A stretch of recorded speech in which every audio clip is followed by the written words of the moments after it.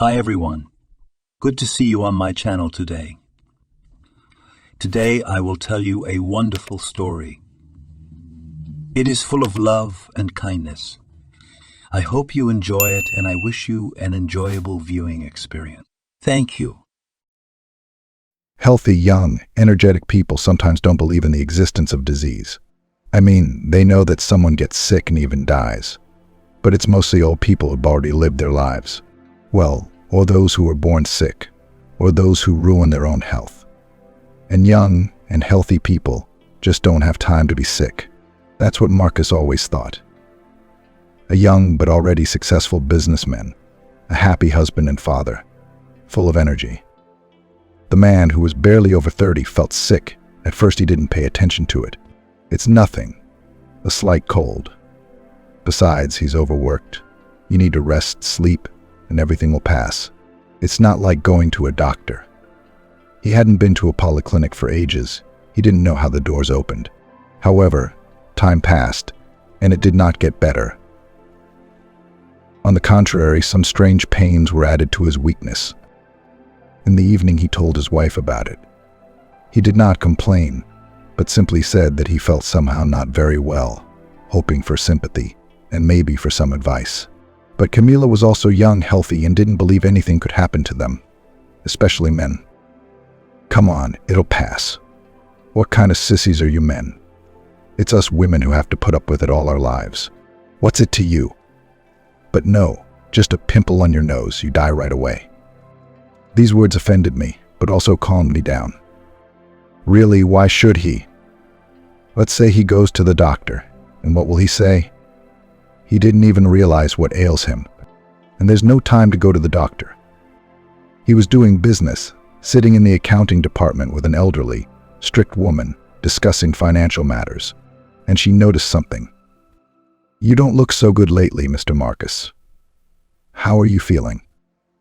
And he, as if pleased by the sympathy in the voice of a woman who was essentially a stranger, took it upon himself to tell her everything that was troubling him. The woman frowned. And you go to work. I have to go to the doctor. Not go, run. You can't treat your health like that. It's no business, Mrs. Megan said. How do you leave things alone? He objected. All the more reason to get treatment if you're worried about your case. Take some tests. Have you examined there?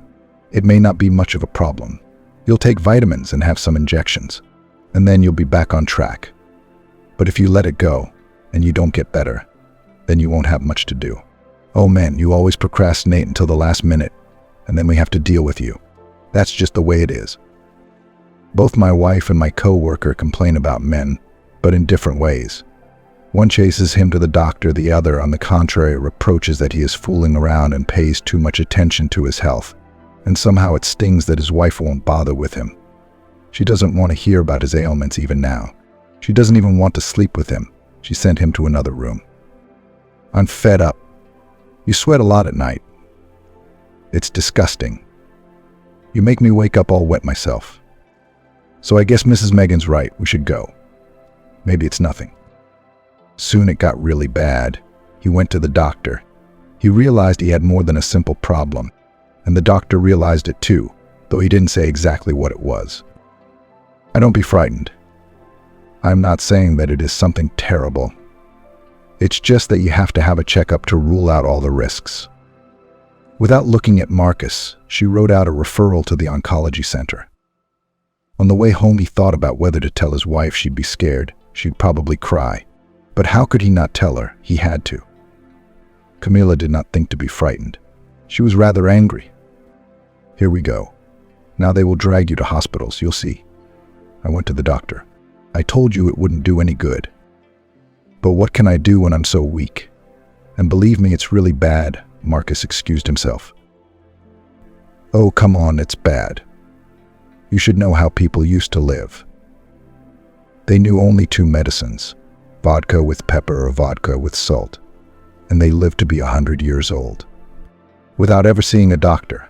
And now you're running around to doctors. They, clever doctors, sense that a man with money will now pull from you without end. For every sneeze, expensive drugs, prescribe until they will not rip off completely. And when you are left without everything, we'll send to die with peace of mind, she said. Why are you like this? They haven't taken a penny so far. Everything is covered by the policy, Marcus reassured her. So they haven't started treatment. The best part is yet to come. Now our money's going to fly. That's the only way. And the policy, haven't you heard? Free treatment. It used to be like that, and now it's no longer. No one will give you an enema without money. But it's not just about money. It's about my life. Do you really think I want you dead? It's all I want to see you cured. I just don't believe these doctors, she replied. But anyway, the treatment was started, and Camila was right. The money was spent very quickly. This is even before the final diagnosis is made, and finding out what was wrong with him needed to be done as soon as possible in order to start treatment. As a result, the doctor seemed to reassure, but at the same time added worries. You don't have cancer, thank God, but a disease that equates to it. The worst part is that you delayed treatment. The tumor could reborn at any moment, and then things would be much sadder. And Marcus began to live around clinics, hospitals, medical offices. When they put him in the clinic, it was even easier. At home, Camila, who seemed to have already resigned herself to the upcoming expenses and to the fact that her husband had started treatment, was very displeased. You see that all the problems started after you went to the doctor. It was not so bad for you before that, and now you are traveling from clinic to clinic. They cut you there, inject you here, just give you money. And who's going to work, uncle? You know you can't let go of this business for a minute. At least write me a power of attorney. I'll slowly get into it, make sure they don't steal everything. By the way, did you find out if it's contagious? At least me and my son, so that you don't reward us. It was hard to hear that. It seemed that his wife was the closest person to him, but he has nobody but her and his son. His parents are long dead, no sisters, no brothers. And she, Camila, never once asked him how he was feeling. She never went to see a doctor. And not only that, she's trying to keep her son away from him. Jasper's 7 years old. He's used to his daddy being with him all the time. But Camila's like, stay out of it. Dad's sick. Stay out of it. One day, Marcus even heard her tell Jasper to wean off Dad. I'm still alive, aren't I? Camila, why are you burying me alive? Unable to stand it, he once said. Who's burying you? Live 100 years, outlive us. If things go on like this, there'll be nothing to bury you with anyway. When you get well, we'll be begging. How do you like that prospect? Was all his wife said. And Marcus was surprised at how cruel his wife had become.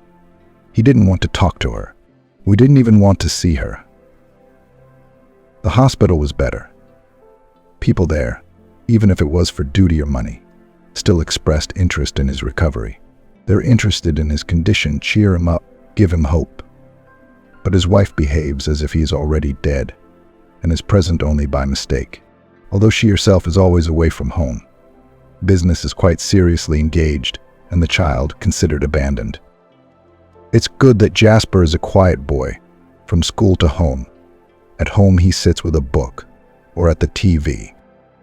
Did you eat anything today, son? Dad asked, calling from the hospital. Of course I did, Dad. We have everything. And I take everything I want from the fridge myself. I eat sausage, cheese, cucumbers. How are you, Dad? Not recovered yet. And when will you come? I'm bored without you. Oh, Jasper. Jasper's the only person I know. What if your daddy never gets well, never comes back? Mom thinks a kid can eat sausage and he doesn't need anything else. I'd like to get well, come home alive and well, to go with her son on a hike, to a museum, just to walk down the street holding his hand. Will it ever come true? The doctors were reassuring, but there's been no improvement. More like the opposite. Maybe Camila's right. This treatment is useless. It's all just a waste of money. When Marcus was discharged from the hospital, the doctor said, well, we've done all we can. The tumor growth has stopped. Now you need to take a break from the treatment and the hospital environment and think. Surgery is necessary, but it's a fee-only operation. Try to raise the money, consult with your family, and the doctor named the amount of the operation, which made even Marcus, who was not a poor man, feel a little embarrassed. He didn't have that kind of money. It was possible to raise it, of course, but it was almost all he had. And the main thing is that it didn't depend on him alone. He has a wife, a son, who also need this money and will have to spend it on the operation. And it is not excluded, by the way, that it may end unsuccessfully or simply not bring the desired result. Does he have the right to take that risk? If I refuse the operation, he asked the doctor, then recovery will be in doubt. I'm not saying you'll necessarily die, but your quality of life will deteriorate markedly. The doctor was still saying something, and in Marcus's ears was the voice of Camila, who was already prepared for the fact that he would be gone, and not even particularly worried about it at home. When he told his wife about the surgery, it turned out that Camila wasn't worried about her husband, but about the money.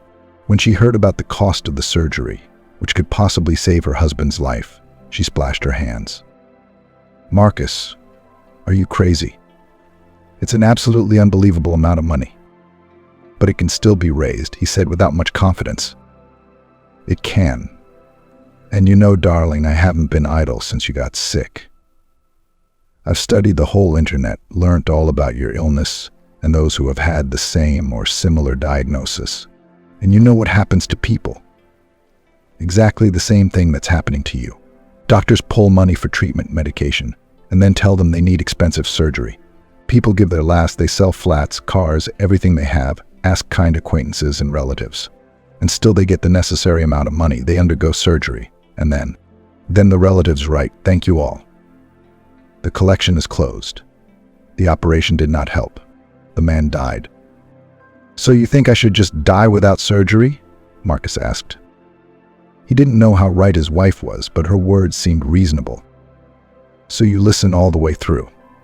There's this woman, she has a similar diagnosis. She had treatment at first. 2, trying to get money, and then she gave up. There is no money, the treatment is exhausting, and it is better to die peacefully than to suffer like this and make her family suffer. Well, she's still alive. Yeah, she's had her problems. You can't say she's healthy, but she's alive, she's working, she's raising her kids, she's been living peacefully for a few years now. So if you're going to die, it'll probably be from the operation. But you'll leave me and my son destitute. And if you don't waste any more money, you'll still live. But yeah, you're right. I guess I don't really want to go under the knife myself, especially since it's really money and there's no guarantee. You see, Camila visibly cheered up. And the guarantee? Yes, that's ridiculous. They'll give you any kind. They all promise because they know you won't make a claim anyway. If anything. And even if I tried, I wouldn't be able to. Doctors don't give away their own. It's like the mafia. So lie down, rest at your leisure. Would you like me to tell you how things are going at the firm? No need, I'll tell you later. Marcus lay down and turned his back to the wall. He was no longer interested in the company's affairs. Everything had fallen to the 2nd, 5th, 10th plan. Nothing that pertained to life was relevant to him anymore. Camila seems to be doing business wisely. That's fine. But what about him? Might he survive, like some unknown woman? Or maybe he'll die. That's fine. Everyone dies. No one gets out of here alive. Camila, leaving her husband to rest, was ready to rejoice. She had talked her husband out of the operation, and even without much effort. She had a clever way of thinking of people with similar illnesses. He didn't even think to ask me to show him the information. Well, there was something similar, though not exactly the same, but that doesn't matter. Surely there must be people like that. Both those who died and those who survived. Who knows why they survived? It's a matter of who's fated. If it's meant to be, Marcus will survive. She didn't really want the man she'd once loved to die. Well, maybe not much, but she'd been with him for almost 10 years. Life is changing now, but it's for the best. The main thing now is to keep Marcus as long as possible, at least not very ill. I don't want to have to look after him. Or else what's a man to suffer for nothing? Mom, has Dad recovered yet? Quietly asked the son who had entered unnoticed. "Oh, why are you sneaking around? You scared me." "Yes, recovered almost. Don't you see he is resting now? And go do your own thing, play something. I have things to do, I'm running away now. I'll come back tonight." Jasper was used to this attitude and just as quietly left the room. He loved his dad, realized that he was still a long way from full recovery. And the fact that Mom was happy wasn't because of Dad at all. She had always been in a good mood when he was in hospital before. Marcus stayed at home to recover, according to his wife, or to get sicker. It was up to him. Camila was rarely at home. She took little interest in her husband's health. Only in the evening she would come in and ask, "How are you?" But she didn't listen to any answers. He spent his days with his son, cooked soups and porridge for him. I talked, read books, watched TV together. His strength was less and less every day, but he, who had refused the operation, did not think about any treatment. He took his medication more like a machine. One day Camilla, looking critically at her husband, was surprised. "Do you even go out? You can't stay at home without leaving the house. It will make you even more unstable." "I can't walk anymore. I can hardly walk to the kitchen." "You're not strong enough. That's why you're sitting at home. Physical activity means a lot too. Come on, start walking. Although you won't have anything to walk in now. How did you shred though? Your skin and bones, you could lose any trousers. You know, we should put you in something decent. They're waiting for you at work too, always asking for you. I'm sure you'll be there soon. We need to order a suit to fit, so you don't walk around like a ragamuffin," Camila said businesslike. "Do what you want," Marcus replied, who didn't have the energy to argue or just talk to his wife. It was rather odd, of course, that she thought as if her husband would ever return to work in life. And Camilla hadn't thought of making her husband a suit at all. She decided for the funeral, judging by the look of him, it should be soon. Marcus had been a rather sturdy, dense man in the past. Now there was literally half of him left. Of course, for a funeral it doesn't matter, but in one that's big, what difference does it make? Still, the man is not the last man. Surely former colleagues, friends will come to the funeral. They'll see him. They'll say she didn't take care of him, and she still has to work with these people. And she depends on a lot of them. So it will have to, do not want to want, and think about how to dress her husband decently to see him off to his last journey. You can't take him to a shop, of course, nor to an atelier. But if you can't bring the client to the master, you'll have to bring the master to the client. So Camila decided and went to the atelier alone. There she went to one of the dressmakers who had been recommended to her as a good master of men's suits. This woman, who was about the same age as Camila, introduced herself as Jennifer. "I need to make a nice men's suit for my husband," Camila said immediately.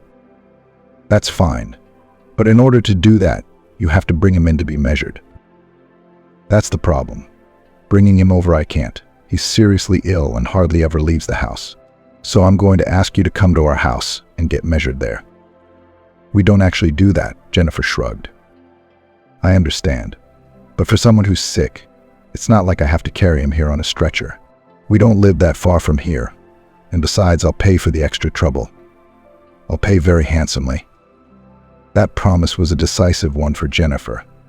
She was in constant need of money, raising her daughter alone, constantly looking for some kind of part-time work, as orders had been scarce lately. And the invitation of this beautiful and well-groomed client came in handy. Yes, and felt sorry for her, so young, beautiful, and her husband, apparently, and really seriously ill. However, it is not clear why he needs a suit. But the dressmaker decided that it was none of her business, wrote down the address, and promised to come in the evening. She was met at the posh flat by the landlady, who was indeed grateful that Jennifer had agreed to come. "You don't worry, there will be no complaints about the quality. My husband is really seriously ill, so I'm afraid he won't be going anywhere in this suit. And he won't complain if something inside is wrong. The main thing is to make it look good on the outside." Jennifer felt uneasy. She realized that the suit was probably being ordered for a funeral. Well, such orders had happened before, except she'd never had to take the measurements of a dying person before. "Come on, I'll introduce you to my husband," Camila said affably. As she entered the room, she exclaimed cheerfully, "There's Jennifer. She's going to make you a new suit that you won't be ashamed to wear out in public." Marcus stepped up to meet his guest, and both of them met their gazes and were stunned. Yes, they had known each other before, in their early youth, and not just known each other. They had a love affair. Marcus and Jennifer were getting married. Jennifer had just started college and Marcus was graduating. They met and were together for almost a year, never parting for a day. And at that moment, when the question of the wedding was almost decided, there was a catastrophic quarrel. The reason was, of course, jealousy. Marcus saw his beloved talking on the street with another guy, made a scene. But then, for the first time, Jennifer was able to justify herself. "Yes, it's just a fellow student. We were walking from class together. What's the big deal? We were talking about classes, about professors." To be honest, she hid from Marcus that this classmate was courting her, and even confessed his love. She refused him, confessing that she was already marrying someone else. However, the young man did not abandon his intentions, and soon Marcus saw them together again, and not just walking together. The guy hugged her and kissed her. That was enough.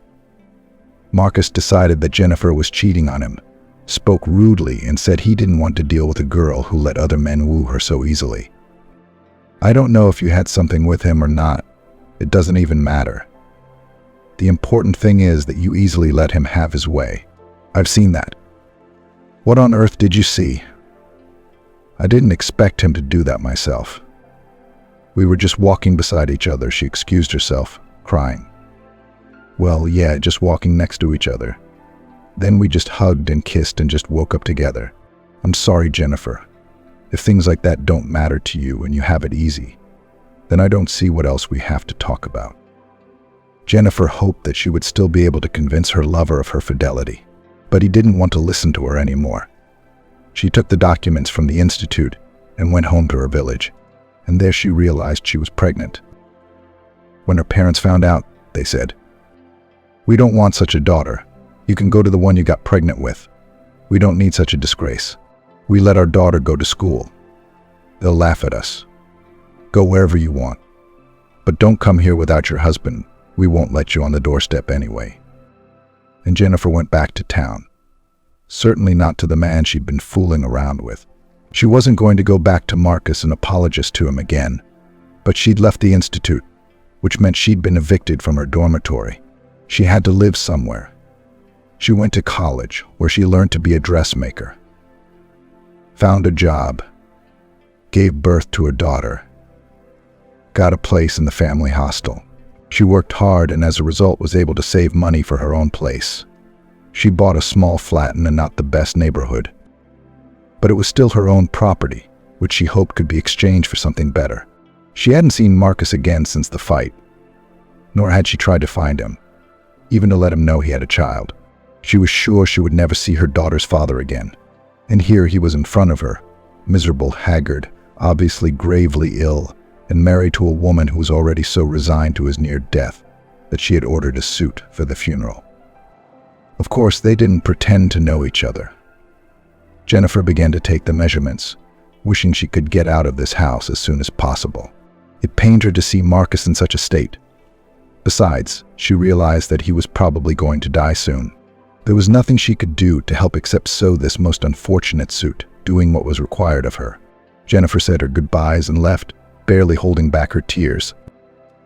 The only time she gave vent to her feelings was at home alone. After all, Marcus was her first and only love. He was also the father of her daughter Elizabeth, who looked so much like him. And Jennifer didn't even have any pictures left to show her daddy. Now he would most likely die, and they would never meet again. But how can this be? Crying bitterly, Jennifer thought. Why does his wife seem so carefree, even cheerful? After all, when a loved one is at death's door, there's no fun to be had. Isn't that so? She's having fun, rejoicing, giggling, ordering a suit for his funeral, instead of fighting for the person she loves. After all, they are clearly not poor people, and money can solve many problems nowadays. You can even go abroad if necessary. Then the daughter came back from school. She immediately noticed that her mother was crying. "Mom, what's wrong with you? Your eyes are like this. Did something happen at work? Or did someone hurt you?"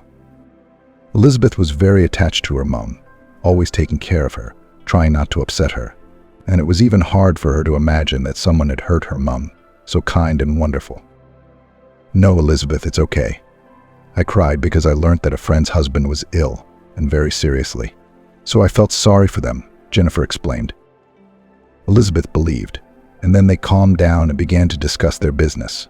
As she put her daughter to bed, Jennifer thought again about Marcus and what they still had in common. Whether he died or survived didn't matter. I probably shouldn't hide from Marcus that he has a daughter. He has a right to know that. After all, I'm not going to file for child support, claim an inheritance. I don't want anything.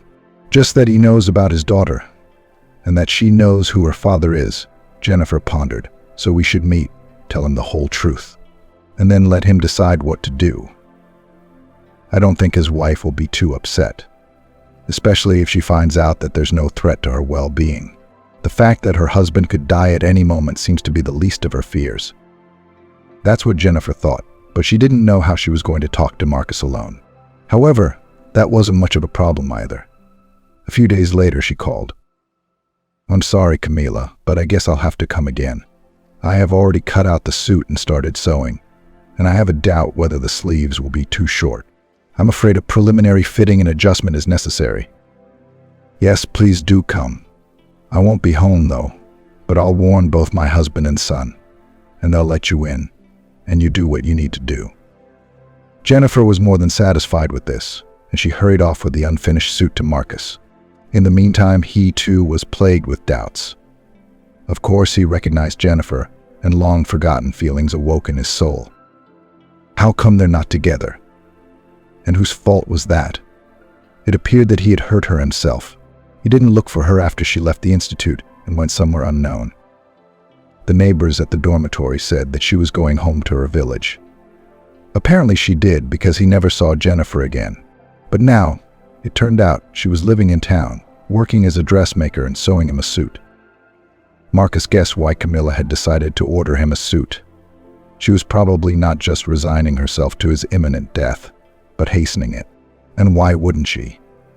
He had already realized that she had taken control of the firm, decided that she was the rightful owner, and not without reason, she would be the owner after his death. And judging by her mood, you can understand that she is not really afraid that her husband will die. It's quite possible that she even has a candidate to replace him. If I'd stayed with Jennifer, it wouldn't have been like this, Marcus thought.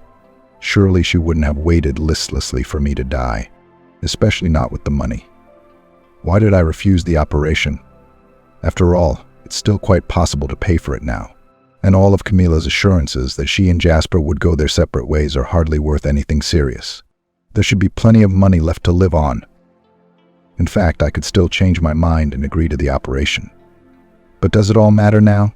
Jennifer's making a suit, she's giving it to Camille. All I have to do is wait to die. And I can't even talk to her, Jennifer. It's a good time to make up for past mistakes. At least die with peace of mind. And just as he was thinking about it, his wife rang. "How do you miss me?" "The dressmaker is coming today with a suit to try on. Don't forget to open the door." "Okay, sure," Marcus replied, trying to contain his joy. Just now he'd been thinking about how he could talk to Jennifer, and here she was coming herself. Probably to try on a costume, probably wanted to talk too. He looked forward to her visit. And here she came. "Jennifer, darling, I was so sorry we didn't talk then. I have something to say to you. Come on in. We'll decide about the costume later." "What about the suit?" "There's nothing wrong with it. I wanted to talk to you too. I have something to say." "Marcus, tell me what's wrong with you. Why do you look like that? What are you sick with?" Jennifer had come of her own accord, but she didn't know where to start the conversation. She was really concerned about Marcus' condition. But there was nothing she could do to help anyway. They needed to talk about something else. He felt the same way, and so he brushed the question aside. "What's the matter with me? I am ill, as you see, and very seriously, what to speak of. I wanted to talk about something else. I must ask your forgiveness. I realize it was all my fault, and I didn't really think you were cheating on me." He didn't know how to talk about the main thing, about what was bothering him so much. "But something maybe I should apologize too. I got wound up then too and took offense and went away. Then I came back to town, but I didn't look for you. Why would I? I was pregnant. Yes, that's why I couldn't stay in the village. You mean you were supposed to have a baby and you didn't tell me? Marcus was confused. Yes, as it happened, it happened. Just had a baby girl, Elizabeth. She's 9 now. That's why I came today. I reckon you should know about having her, Jennifer admitted. Oh my God, I have a daughter as well. And I have a son. Jasper, he's 7. Turns out there's an older daughter as well, Marcus whispered in amazement. Yeah, here I brought pictures of her. She looks just like you. By the way, I wanted to ask for a picture of you to show her too. Otherwise, she doesn't even know what her daddy looks like. I'd like you two to meet, but I don't know how to arrange it. After all, your wife would probably be against it. You probably meant to say that we won't have time to get acquainted. As you can see, I'm not in the best of shape, and I may not be around anytime soon. But that's where I started. Marcus, how can that be? After all, you're not a poor man. I can tell. You have such a swanky flat. And I understand you've got a good job.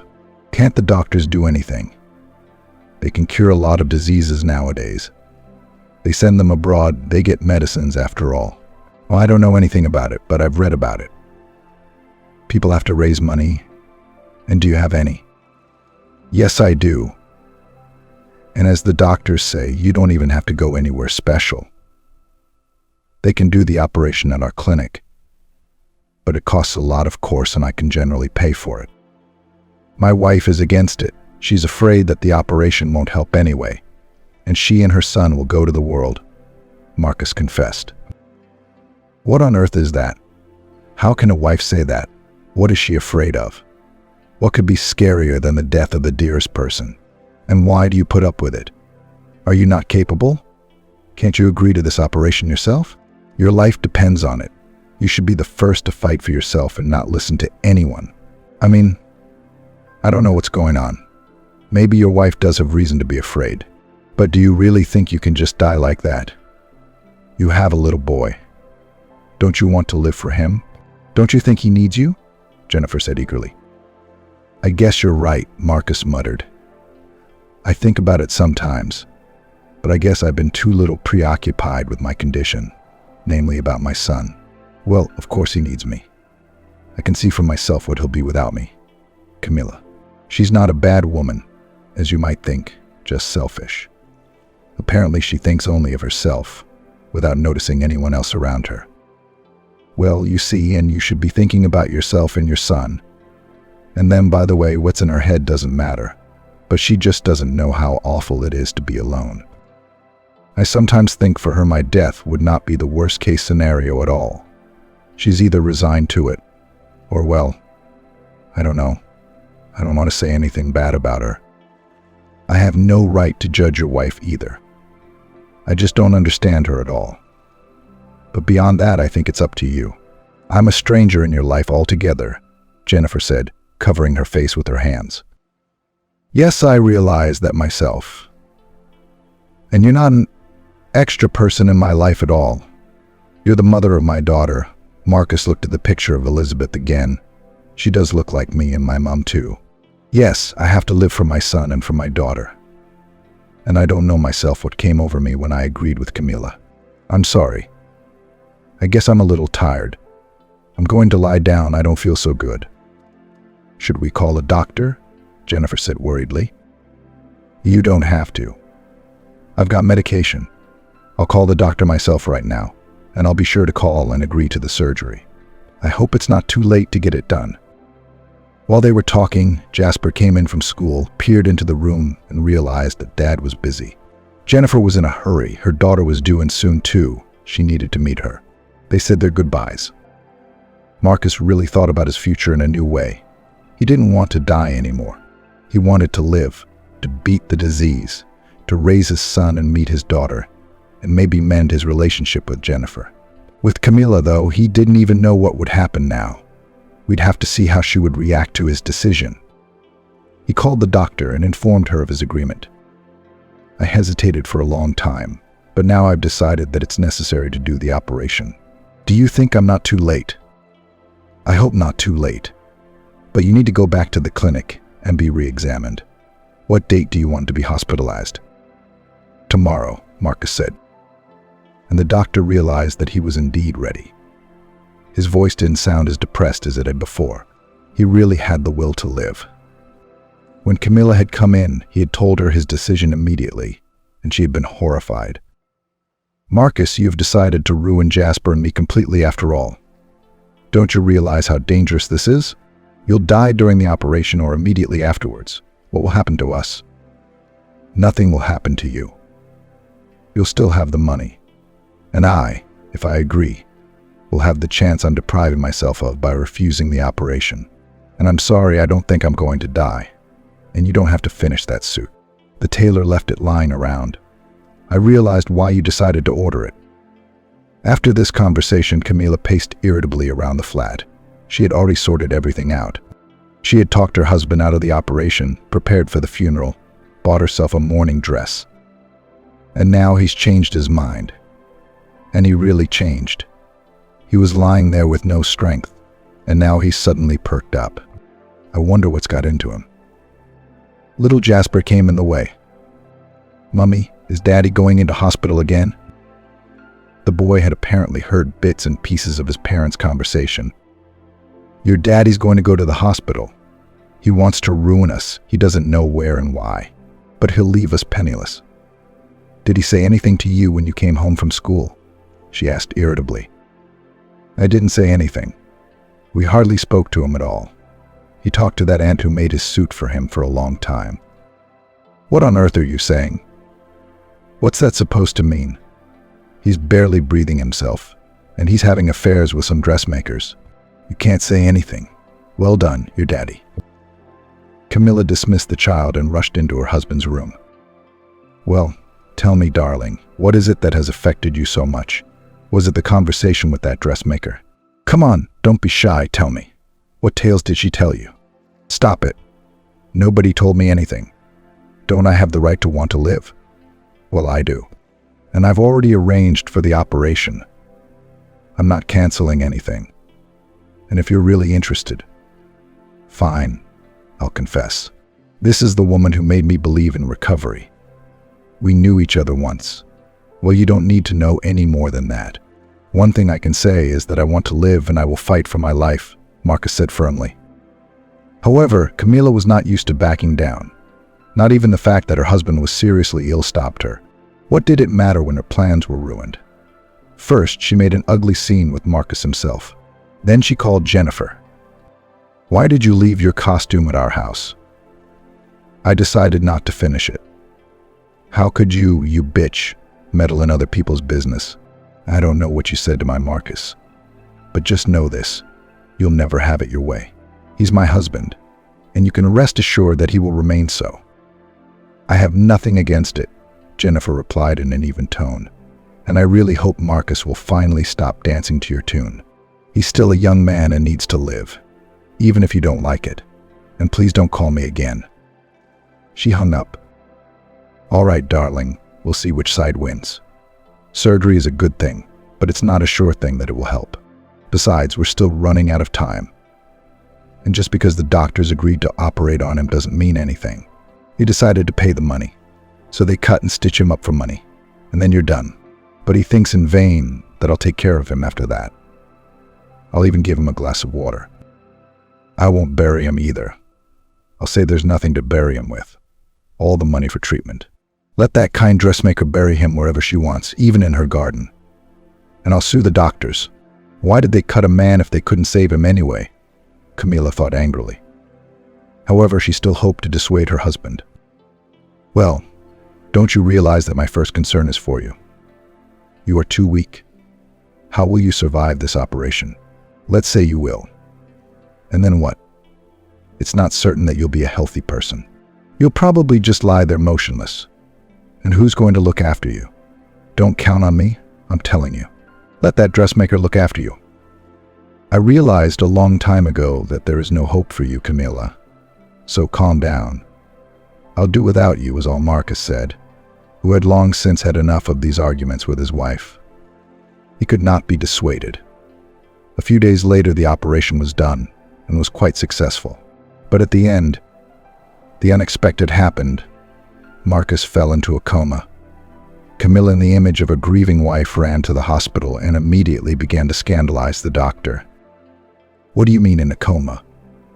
You took him in consciousness. You promised to do an operation after which he would be alive and well. But you just turned him into an immobile body.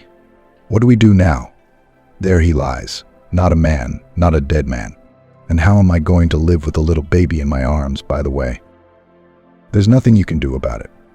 It's no one's fault. It's just the way things are. He'll come out of the coma, I hope. But when? No one knows. Maybe tomorrow, maybe a year from now," the doctor explained to her. "In what year? And what am I supposed to do during that year? Pay for this life support system like you're suggesting I do? You've already taken all the money for the surgery as it is. I don't have a penny.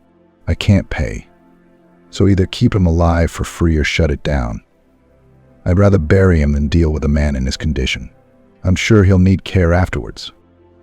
With these words, she turned round and left, without even looking into the intensive care ward where her husband was lying. She didn't care at all.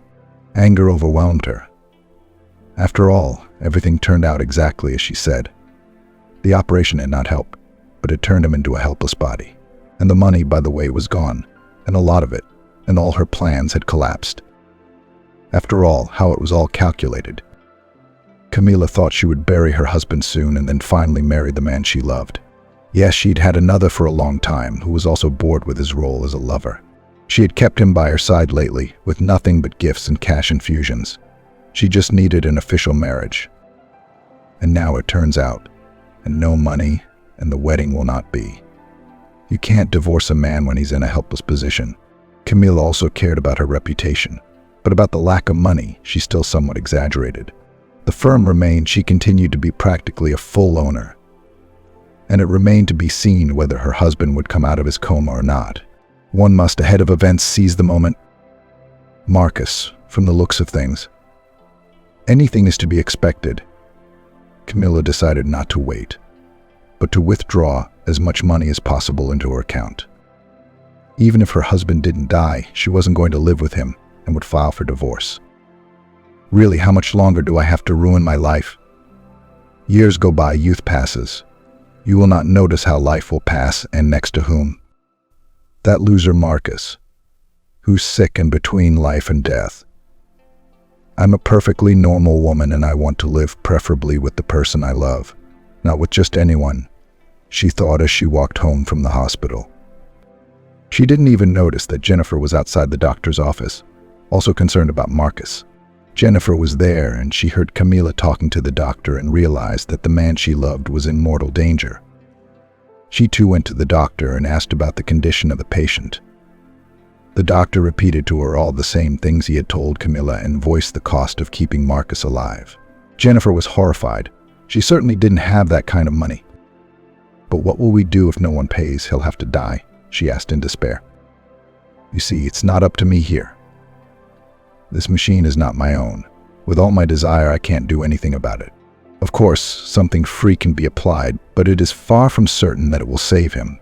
We can only hope that the patient will come to his senses and be able to breathe on his own. Although if his health is so important to you, you can announce a fundraiser, apply to foundations, or find funds somehow. I'm sorry, of course. In this situation, it's the only way out." "I'll get that money," Jennifer said firmly.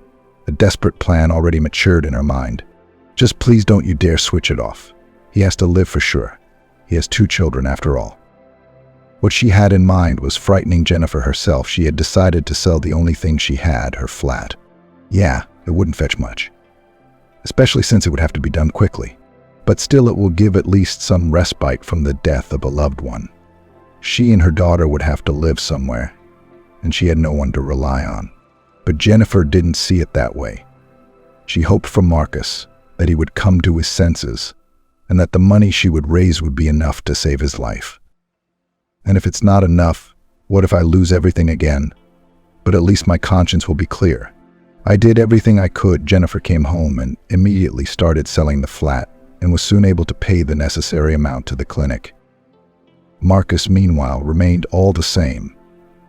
Camilla, of course, was busy with her own affairs and was not interested in her husband's condition. She was just waiting for the hospital to call her and tell her to take care of her husband's funeral. And that's when I'll tell them who should be in charge of his funeral. They lied to me completely, and now it's my fault, she thought. Jennifer visited Marcus every day at the hospital. She took time off work and sat with him for hours, talking to the man she loved, telling him about her life without him, sharing her dreams for the future. She thought Marcus couldn't hear her, so she could talk to him about anything without embarrassment. He wouldn't remember anything once he came to his senses. And what happens afterwards? Suppose he returns to his wife and son. It doesn't matter much. She's had enough of this happiness.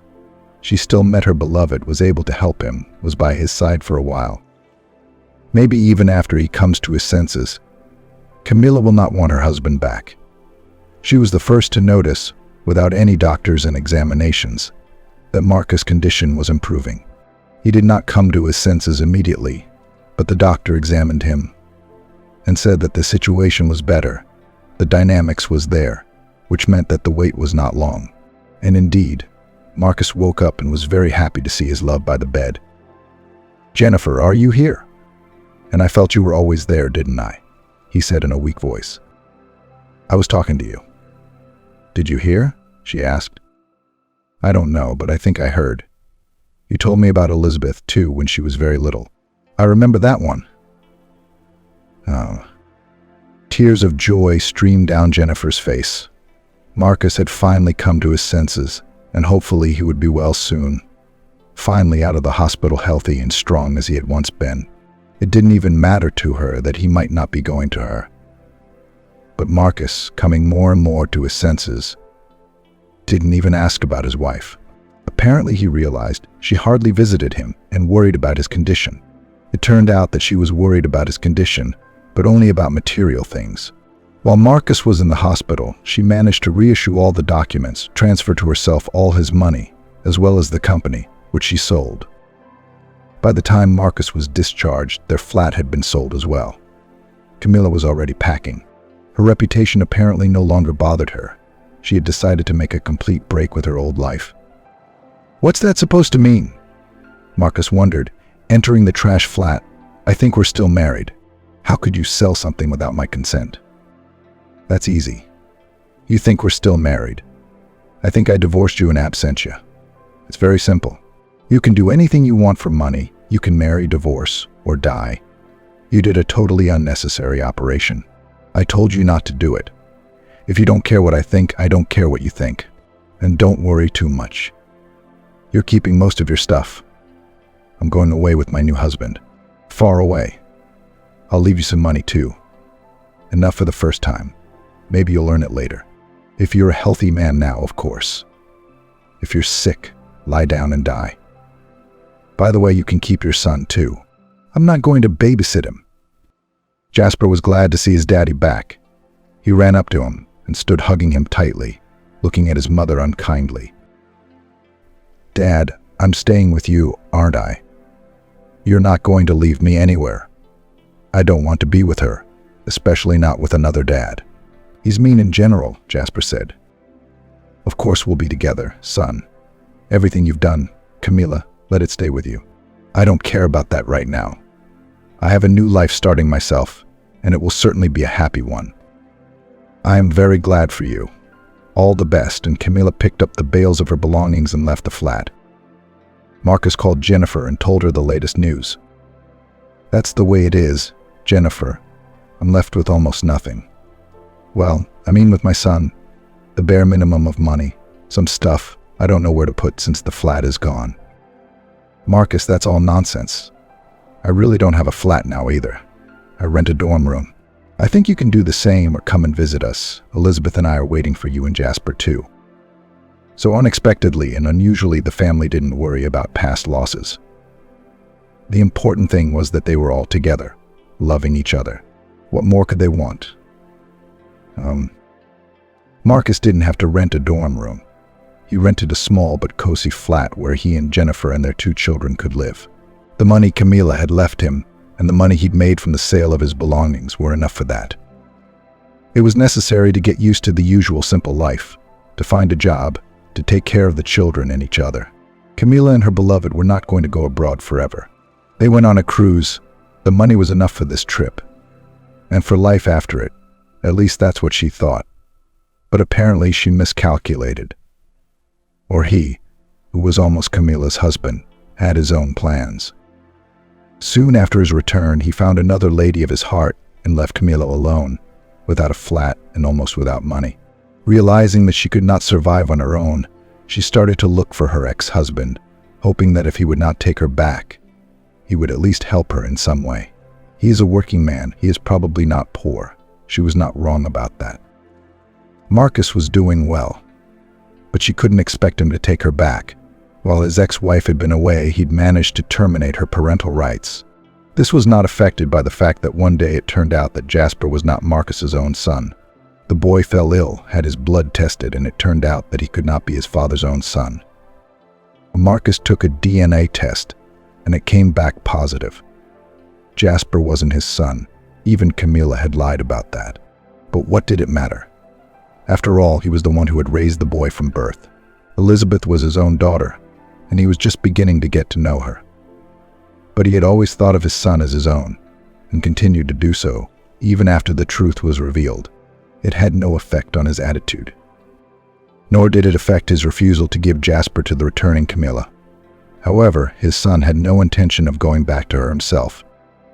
"My mum's Jennifer," he said, "and you left with that uncle, so live with him."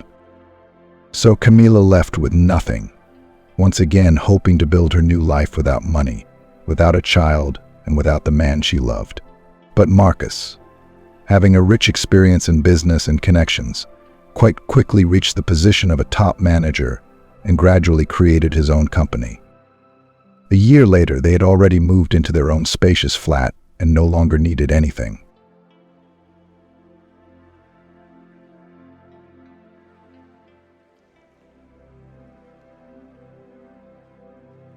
A millionaire jokingly persuaded a single mum to be his bride for the evening, but at the dinner, everyone went numb.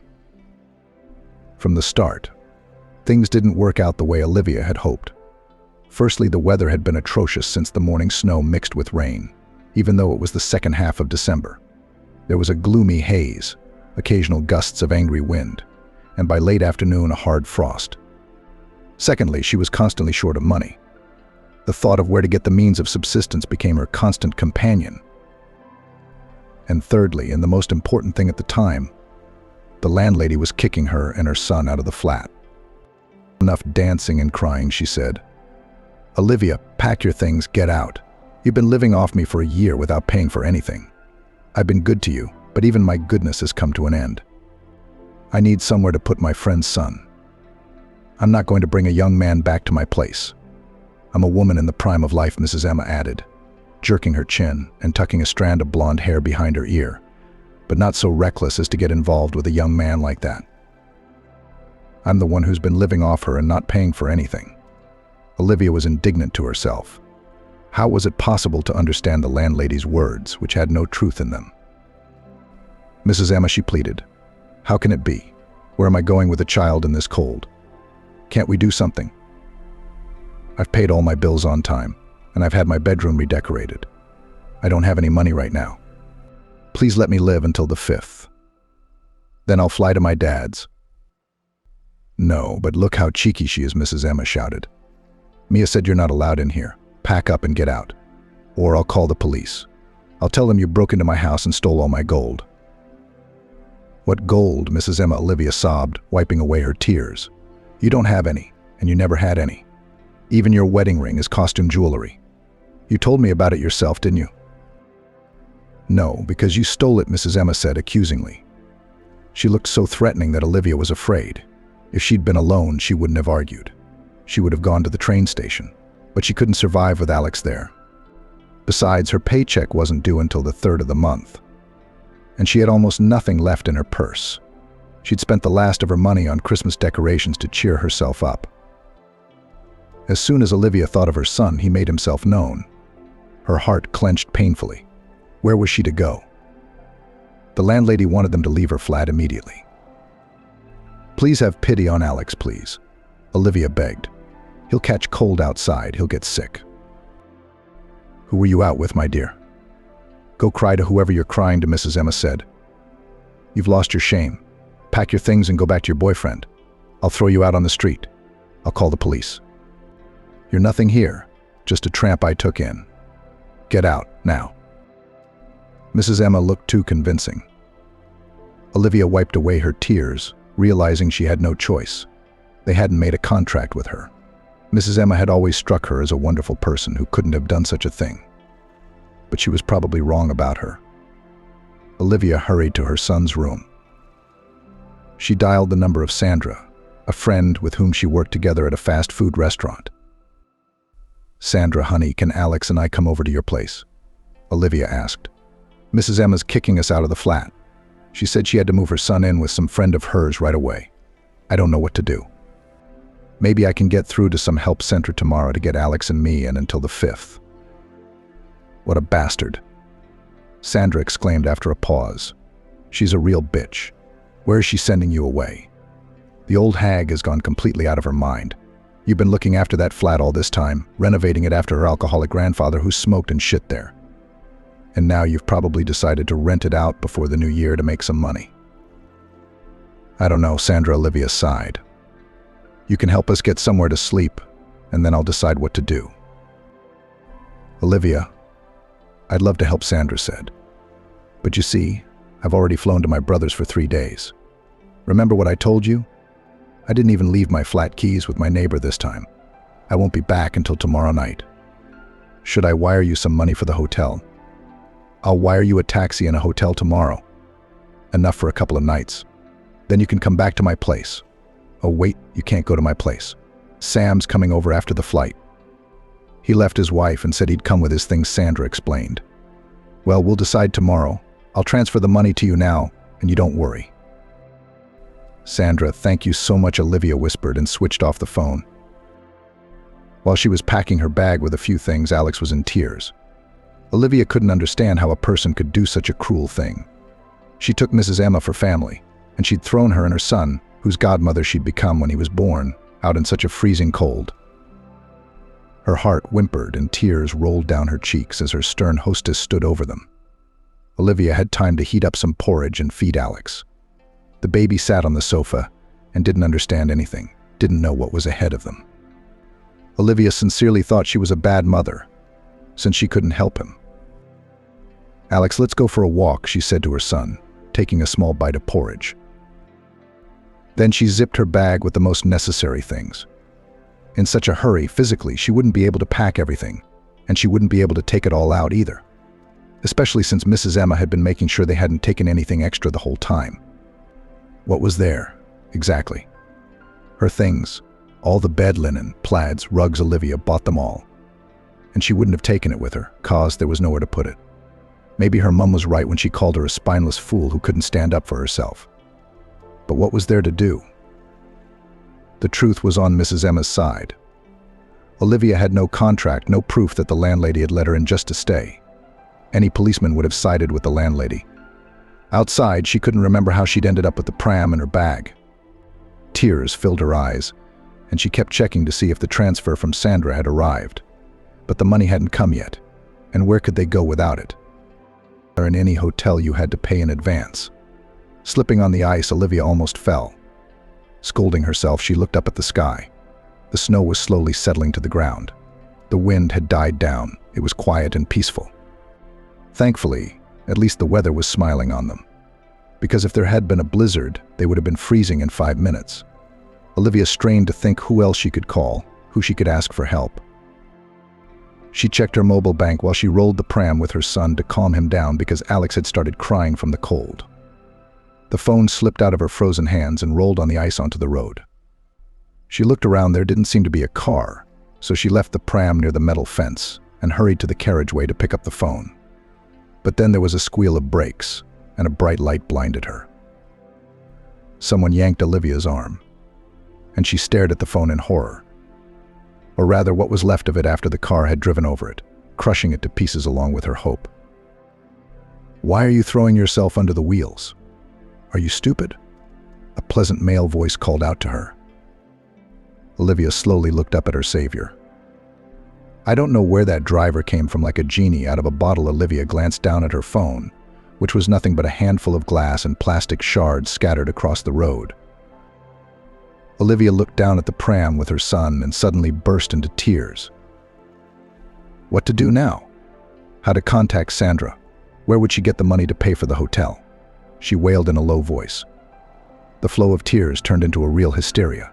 Sobbing and not knowing what to do next, she was ready to collapse into the arms of even a stranger. I'm sorry, she said, calming down a little. I just don't have my phone now, and it was my only hope for salvation. I don't know what to do. Wait, do you want me to walk you home? The man asked in a sympathetic tone.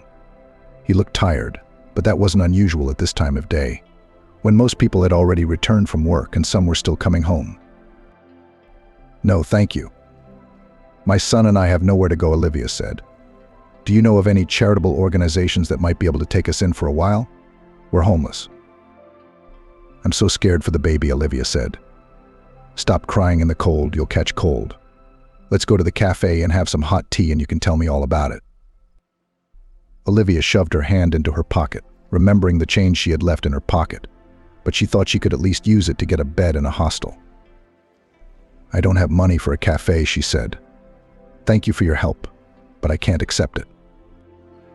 I'm not asking you about money. I invited you, so it's my treat, said the stranger. You can hear the baby starting to cry. You could both get sore throats, and that's the least of all the evils that could happen.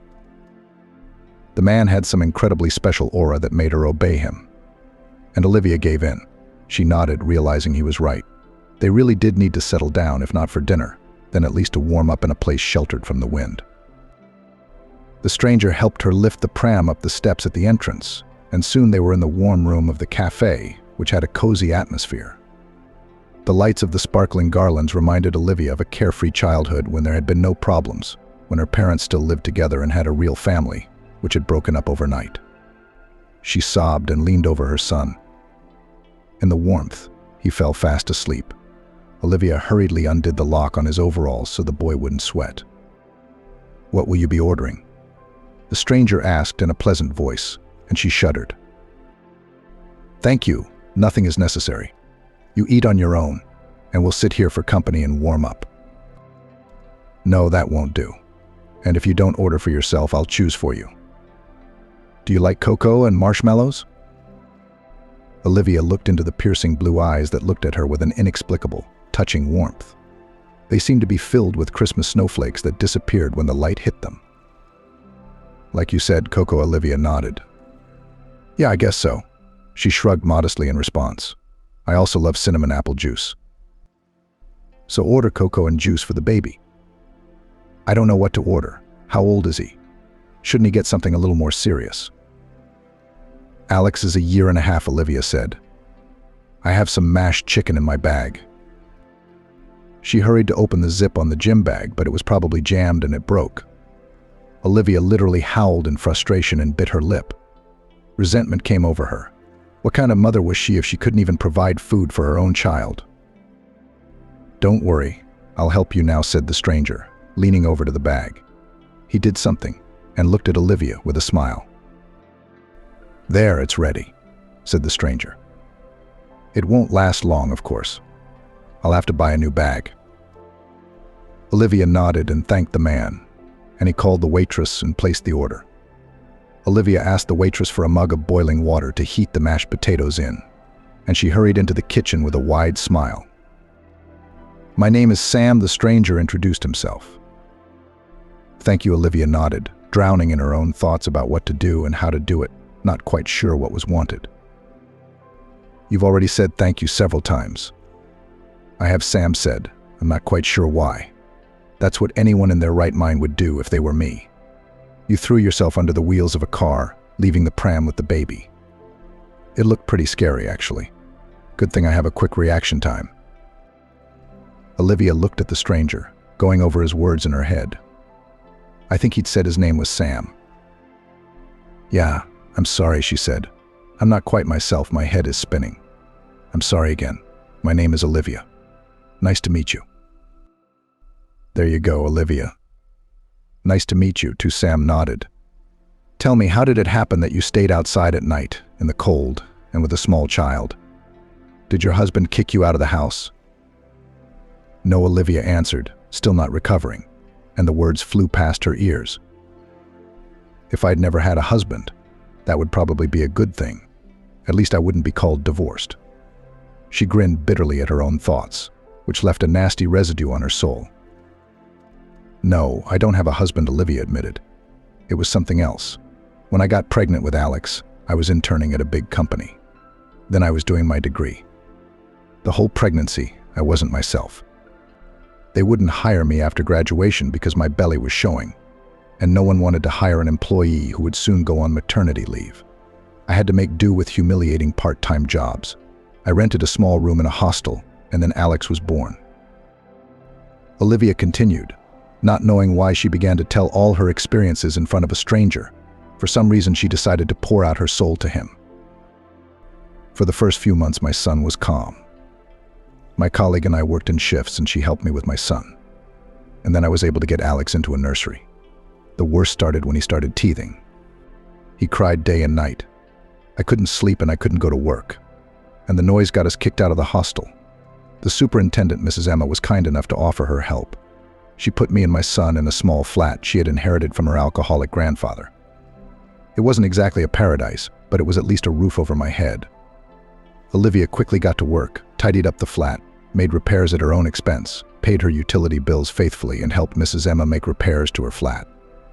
And then the traitorous tears came out of Olivia's eyes again.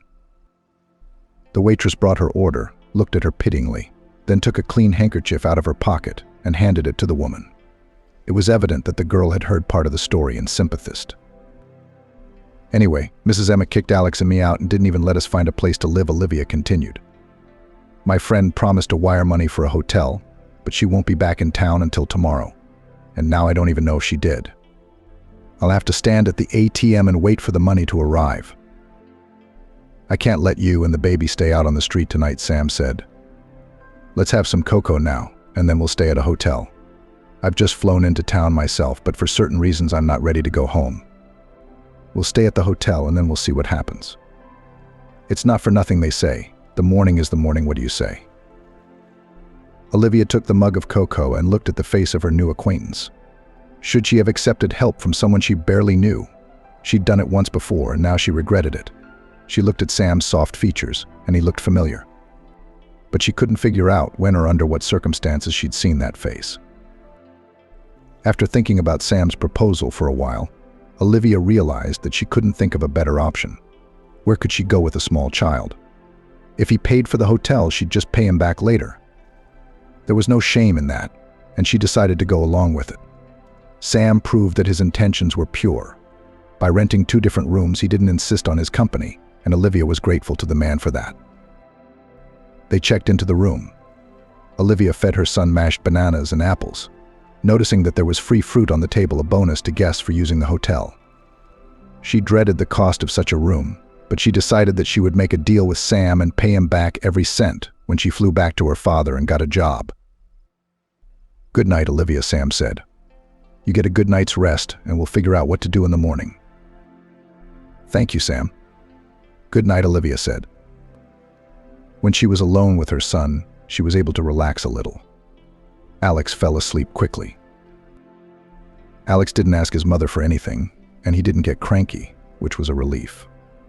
After changing into a warm white dressing gown after her shower, Olivia lay down in the soft, cradle-like bed. But sleep wouldn't come. Her mind whirled back and forth with thoughts of what to do next. She could just go to Sandra's tonight. But after all, she'd said the man was moving in with her. She couldn't interfere in her friend's private life because of her own problems. She couldn't change the tickets to her father's place either, because she'd taken them on the nearest flight. Plus, she wasn't sure she could get along with his new wife, who had been unwilling to accept her and her son for a long time. What had changed? Why had she suddenly given the okay? Then Olivia began to wonder why Sam seemed familiar. She certainly hadn't met him before. Maybe she'd seen his picture on social media? She didn't get to sleep until morning, but a knock on the door woke her up. Alex was still sleeping sweetly in the armchair bed. "Honey," Olivia said, shaking her head. It was a bad habit, the thumb sucking that had remained after she'd weaned her son. What to do about it, she had no idea yet. The doctor said it would go away, but she was still worried. Olivia hurried to open the door. Sam, already dressed in a red snowflake jumper and warm jeans, looked up at her with a smile. He was holding 2 paper cups of coffee and something else in a dark blue bag. "Good morning," he said. "Did you get any sleep?" "Good morning," Olivia said. "I'm sorry I'm like this." "Yes, not much, but I got some rest." "Thanks to you." "I can come back later if the boy's still asleep," Sam suggested. "Come on," and Olivia smiled and stepped back, inviting him into the room. If Alex wanted to sleep, he couldn't be woken up with a gun. She glanced at herself in the mirror hanging on the wall near the door. Olivia was horrified by her own appearance with her hair still damp and disheveled, as if she'd been electrocuted, and the bruises under her eyes. She looked a little scary. And she was wearing a hotel dressing gown. She didn't have to twirl her skirt around in front of Sam, though. It wouldn't hurt if he saw her like that. The man walked over to the table by the window, where the fruit stood, and sat down. Olivia took a few bold steps toward him, and he handed her a coffee. "Do you drink coffee, or are you still a nursing mother?" Sam asked. Olivia looked embarrassed and waved her head negatively. "No, Alexa. I weaned at 8 months." She looked away and stuttered a little, trying to pull herself together and calm down. But she couldn't blush like that in front of a man she barely knew. He'd think of something else. "This is a little present for you." Olivia. Sam handed her the package and smiled. "What is it?" she asked in surprise as she pulled out the box with the phone in it. Tears came to her eyes. "Oh, please. You've done so much for Alex and me, and I'm afraid that the price of such kindness might be too high. But I'm not asking for anything. I got a new SIM card, but if you want it, you can get your own back." "Thank you so much." Olivia brushed away the tears from her lashes and smiled again. "I didn't think there were any selfless people left in this world." "You overestimate me," Olivia. Sam smiled. "There is a little self-interest in my concern for you." Olivia opened her eyes wide and stared at the man. Would he really ask to spend the night with him in exchange for such generosity? A shiver began to run shallowly through her entire body. She couldn't even move. As she waited for Sam's next words, Alex woke up suddenly and called her to him in a small voice. Jumping up, Olivia hurried to her son, realizing that she had yet to hear Sam's wish. Taking her son with shaking hands, she tried to control her inner fears. But nothing worked. It seemed as if she would hear the judgment in a moment. For a moment before she had thought that kindness and unselfishness still existed. "Olivia, I'm sorry if I frightened you with my words." Sam's voice came, and she turned to him, pulling her son close to her. "My request is quite harmless, if I may say so. If you like, we can go down to the local restaurant. The buffet is included in the room rate. And there I'll tell you my story." "And a buffet. Oh, Olivia, what have you gotten yourself into?" she thought, but nodded as she continued to hold her son close to her. "Let me play with the baby while you get changed and cleaned up," Sam said. She must have looked threatening, because he held up his hands to show that he'd conceded defeat. "Or I'll just be back in half an hour." "Will half an hour be enough time for you to pack?" Olivia nodded, and Sam walked out, giving Alex a parting smile. His son liked the charming, suave man. Olivia herself didn't know what to think anymore, where to run. She could really run away, but that would be pure piggishness. I mean, Sam had helped them so much. Bringing them to the hotel, buying them a phone. The tips of her ears flared at the thought of what would happen if the man did ask her to pay him in intimacy with her. She let Alex nibble on his favorite baby biscuit and hurried to the shower to change. The shivering didn't stop, becoming feverish at times. Sometimes it subsided briefly, and then came back with renewed vigor. She couldn't remember how she'd collected her son and ended up in the cafe with him, sitting at the table across from Sam. She felt an intense fear that confused her mind. She just didn't know where to put her hands. "Sam, you started a conversation in the room but didn't finish it. What did you want in return for your kindness?" she asked, glancing at the plate of salad she didn't want to touch. Alex swirled his spoon around the bowl of porridge. "Do you want Mum to feed you?" Olivia asked. Alex protested and frowned. Independent boy Sam nodded. "Yes, and Mum's only joy in life," she replied with a smile. "Olivia, I don't want you to be nervous. You have the right to say no. I'm not demanding anything.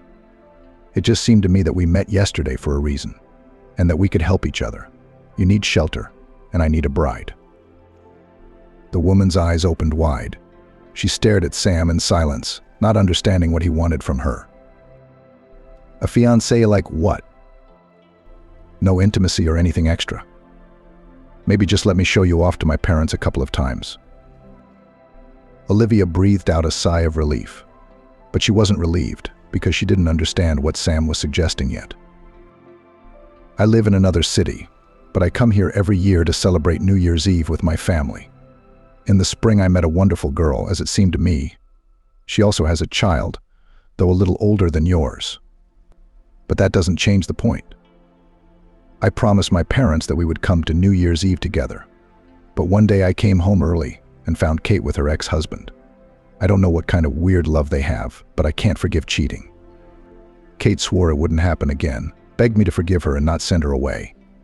And I was just slowly going crazy, not knowing what to do next. The next day, when I wanted to dot all the I's and talk about the breakup, Kate ran away with her son. She left a note saying that she had made the decision to go back to her ex-husband and forgive him for all the wrongs of the past. This all happened shortly before the flight.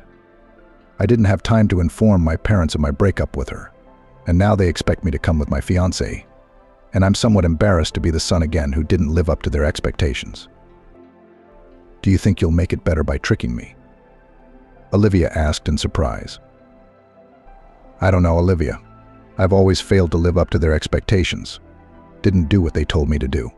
Besides, my grandfather is seriously ill. He longed to see my fiancée. Of course, a bride is not a wife, and anything can happen in life. But I desperately want to fulfill his wish." Sam's last words struck a distant chord in Olivia's soul. She felt sorry for the man and wanted to help him. She furrowed her brow and sighed heavily, thinking that such an idea seemed wrong. What if your parents recognize me? What if we've met them before, since we live in the same town? Then we won't meet again, of course, because Alex and I are leaving on the 5th to visit my father in another city. But what if we've seen each other before? It's unlikely. My parents prefer to stay at home, go to the theater, exhibitions. I don't think you have the same interests as them. You're such a young girl, Olivia. But I can show you pictures of them." She looked at the couple and smiled, thinking that she'd once had a loving, close-knit family. Her heart even squeezed. What if something goes wrong? I can't lie. What if your family suspects something's wrong? Everything's going to be fine, Olivia. No one will suspect anything. You have nothing to worry about. As it happens, I never even told you my fiancé's name, so we won't actually have to pretend. Olivia thought for a moment. Lying was wrong, of course. But Sam had saved her, and she wanted to thank him. Besides, she'd have a chance to spend some time somewhere before the flight without burdening her friend. I'll do it. I hope I don't regret it. After lunch, Sam suggested that she and Alex go to the mall and buy some new clothes. The man gently hinted that he was a fairly well-off man, and it would be strange if his fiancée and her baby looked too plain. Olivia wasn't offended by his words, but she asked for some time to catch her breath and call her friend. Alex was due for his afternoon nap, so they returned to the room, and she immediately dialed Sandra's number, which she remembered by heart. "Hello," answered a small voice. "Hello? Who is this?" "Sandra, it's me. Olivia," she whispered, moving closer to the window. She didn't want to wake her son, because he was a very light sleeper during the day. "My star," Sandra said. "Do you realize that I've almost lost my mind overnight? You reported that you were being thrown out on the street, and then you just disappeared. What do you call that, Olivia?"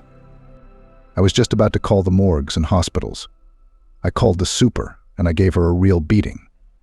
"Where are you? What happened?" Sandra asked. A car rolled my phone into the pavement yesterday. Olivia answered. But that's not the point. Here's the thing. I think I'm in trouble. What's going on? Where are you, Olivia? My friend asked me worriedly. My flight was postponed because of the weather. And my brother asked me to stay. But I called a friend of mine. She's a nice woman, and she'll take you in. I'll write down the address. Take your time. Sandra, here's the thing. I think I've found a roof over my head, Olivia said. She told her friend everything from the beginning and ended by agreeing to play the role of a millionaire's bride. Olivia. That only happens in the cinema. Sandra exclaimed. You met a millionaire? That's amazing. Are you going to celebrate New Year's Eve with his family? Do you have pictures of him? Let me see. Is he cute? He's a good-looking guy. Olivia replied, embarrassed. That's it, said her friend. Just say he's a good-looking guy. Ooh, mate, I really want to see him. Catch luck by the tail. And charm the millionaire to not just play the role of his bride, continued Sandra. And fly away after the new year with him, and a ring on his finger somewhere in the Maldives. Really? Olivia protested. I'm not going to seduce him, and I don't need millionaires. In fact, I never intended to marry for the sake of convenience. Ever since I was a little girl, I've dreamed of a great and pure love. Although I realize that most of the time such a thing nowadays exists only in films. But it's better not to start a family at all than to seduce a man because of his financial situation, Olivia said. What do you want? A computer genius? Sandra asked dismissively. Olivia's heart ached. She remembered the man who had charmed her at first sight, made her fall madly in love with him, and then just as quickly disappeared from her life. He had introduced himself as a computer programmer. Sandra, I have Alex, she said with a smile. He is the most important man in my life. Okay, you rest there with your brother, Olivia said. Thank you for your help. I'll pay you back if you have time to transfer the money. Thanks for everything.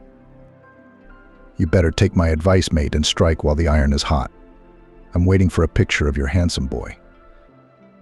Olivia smiled and switched off the phone.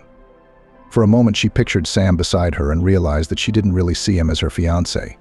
He was certainly good-looking. Calm, well-off kind. But the chemistry that usually came with first contact with a loved one didn't appear inside. While Alex slept, she thought about the fact that her life had become too strange. She didn't even notice how quickly the time flew by. Soon Sam knocked on the door. Alex had just woken up. She hurriedly fixed her hair before opening the door to meet the man. So, shall we go shopping? Sam asked. Yes, of course, Olivia replied. Are you still sure that's a good idea? Olivia, let's go straight to you. It would be weird if the bride addressed me as you, Sam said. And no, I haven't changed my mind. Yeah, okay, let's just agree that we're not going to buy anything that costs a fortune. Okay, Sam agreed. You have nothing to worry about. Think of the presents as a little bonus for helping me out. He winked, and Olivia felt a little heavy. She wasn't used to someone giving her gifts like that. She didn't want to get used to it. But why do I need all this luxury? She thought. Sandra's words echoed in her head, strike while the iron is hot. She hurriedly pushed them away from her. She couldn't throw herself at the first man she met just because he was rich and seemingly a good man. A new pram for walking, a new expensive jumpsuit, new clothes for her. Olivia was embarrassed. Somehow it didn't seem right. She hadn't felt like this in a long time. She felt like she was a stranger, like she was in the wrong place. And it made her want to run away. After all, she was to celebrate New Year's Eve in the company of a family that was a stranger to her, and pretend that she was a stranger among strangers. Should she have said yes? After all, Sam had offered her the chance to say no. She couldn't take it back now because he'd spent a lot of money on them. Ready to meet my family? Sam smiled affectionately. I'm sure you'll love it. Olivia didn't really care about that question. She didn't plan to be a part of this family anyway, because it wasn't real. Sam, are you sure this is a good plan? Olivia asked. Your family is waiting for you first and foremost. They'd be happy to see their son, even though he'd broken up with his fiancée. Olivia tried to talk the man out of the foolish idea. but he remained firm. "It'll be fine," Sam replied. "I'm sure we'll be fine." "But you'll fool the people you love," Olivia said. "The people who trust you, who wait for you with an open mind, who are genuinely happy for your happiness." Tears came to Olivia's eyes. "Olivia, I'm not forcing you," Sam said. "If you don't want to be a part of this, just say so. I'm not asking for anything in return.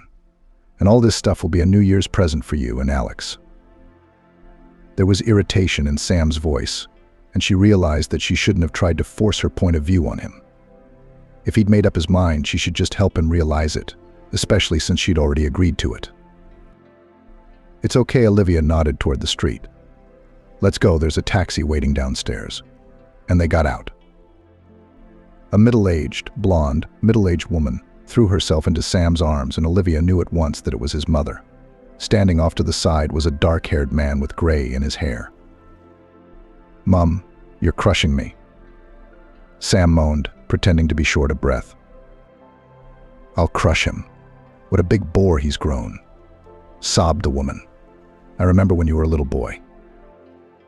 "You'd better meet my fiancé and our son," Sam interrupted her. Traitorous red spots appeared on Olivia's cheeks. "And our son," she thought. No man had ever called Alex his son before, and even though she realized it was all staged, she still couldn't even move. Like a mesmerized woman, she stared at Sam's back until he turned around. "This is Olivia, my fiancé, and Alex," he introduced them. "Olivia, these are my parents, Mum, Mrs. Amanda, and Dad, Mr. Kyle." "Hello," Olivia stammered. Oh my God, what a miracle. Mrs. Amanda splashed her hands and rushed over to her, opening her arms to embrace her. "Hello, Olivia." "Hello," Mr. Kyle said dryly. "How beautiful you are. I had imagined my eldest son's bride, but I never thought she would turn out to be such a princess. Such a delicate, sensual young beauty." Mrs. Amanda released Olivia from her embrace and looked into the prom where Alex was sleeping. "And the boy? He's so handsome." "Olivia, are you sure he's not Sam's? He looks just like him," she exclaimed. "Look at that, Kyle. It's like I'm back in the past when my boys were little."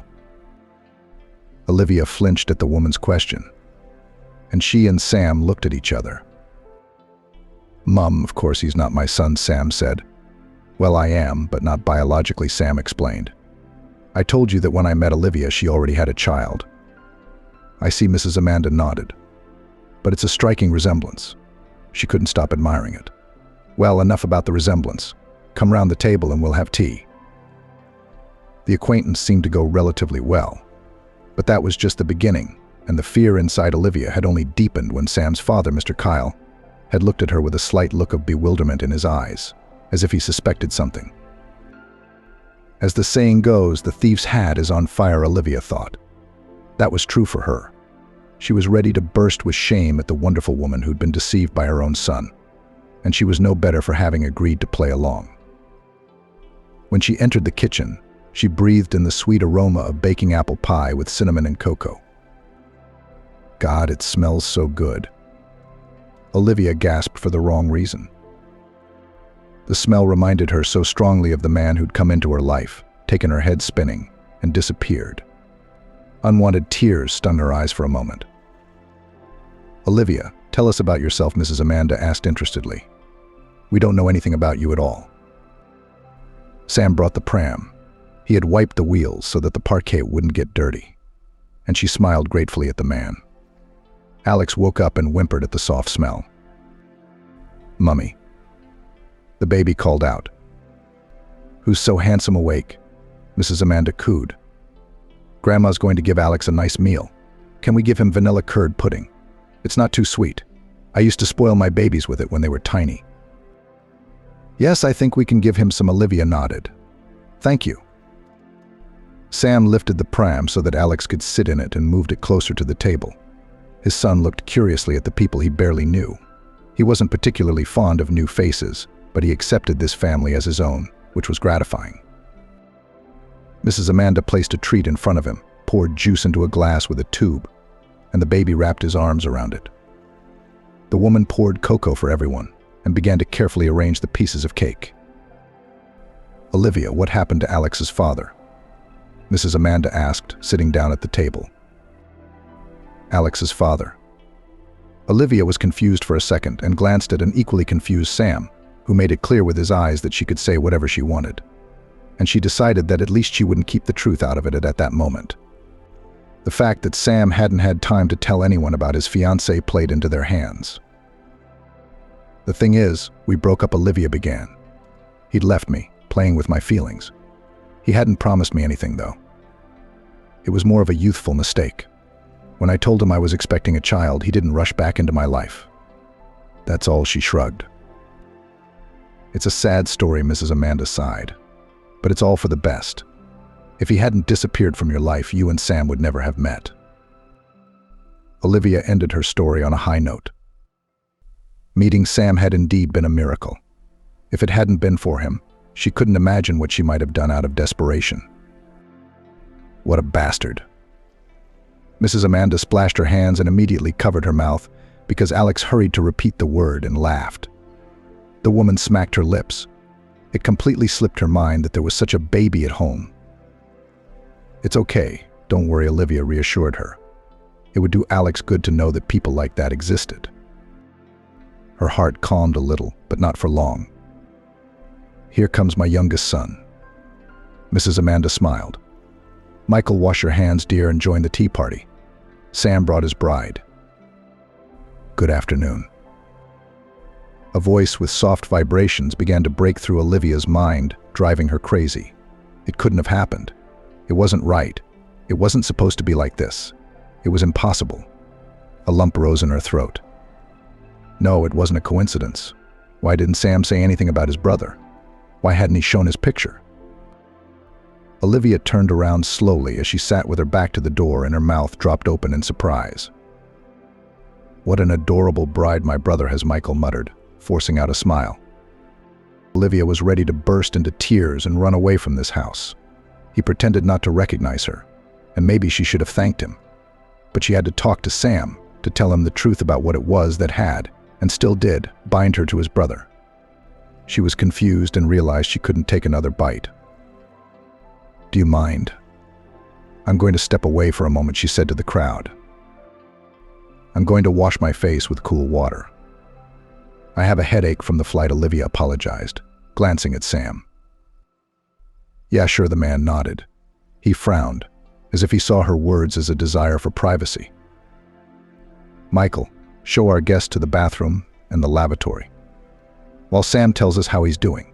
It's been forever since we've seen each other," Mrs. Amanda intervened. Michael obediently got up from the table. "Follow me," he said to Olivia. "Will you look after Alex?" she asked Mrs. Amanda. "Sweetheart, of course I will. You're asking me. Go on, don't worry. Your boy will be fine." Olivia exhaled, nodded, stood up and, after a moment's hesitation, followed Michael. The scent of cinnamon mixed with woody notes was driving her crazy. It was the scent she reveled in when the man pulled her close to him, when they first bumped into each other and kissed. "Here we have the bathroom on the right and the bathroom on the left," Michael hissed, glancing in her direction. Olivia, swaying again from weakness, almost slammed into his chest and wanted to pull away, but he wouldn't let her. Grabbing her in his bear hug, Michael pulled her towards him. She wanted to claw his eyes out. "I'll let you go, but I'll warn you. If you tell anyone about us, you'll regret it," he whispered. "I don't know what brought you and Sam together, but he's a good guy, and I'm not going to let you break his heart by not telling him about us if you really love him. Do you understand me?" Olivia didn't understand where the man got so much anger from. She nodded affirmatively. Michael let her go, glared at her, and hurried back to the others. She walked into the bathroom, closed herself in, grabbed her shoulders with her hands, and slowly settled to the floor. She was literally shaking from the emotions overflowing her soul. He demanded she not tell her brother anything, that was all. He hadn't even asked how he and his son had managed without him all this time. How were they surviving? Living from penny to penny, when he himself, as it turned out, was living large. Tears ran down her cheeks, but she was quick to wipe them away. Perhaps she should have done what he'd told her, not to say anything to anyone about their old relationship. Just erase that man from her past. It was as if he never existed, as if she'd never met him before. Olivia washed her face with cold water, and after she calmed down, she went back to the kitchen and hurried to take her seat because her legs were shaking. Michael was smiling as he told his brother something, but when he saw her, he frowned. He acted as if she had left him with a small child. Alex noticed her, quieted down. Finally, Olivia helped him out of the pram, and her son immediately dragged her to explore the house. "Olivia, you go get some rest after the flight. I'm going to sit with Alex for a while. Children are such a blessing." Mrs. Amanda caught up with her. Happiness Olivia nodded. "We thought we should put up the tree tonight, because tomorrow is New Year's Eve, and we haven't done anything yet. It's going to be great." "I love decorating the tree," Olivia smiled, trying to keep the conversation going. But what she really wanted to do was to disappear, to escape.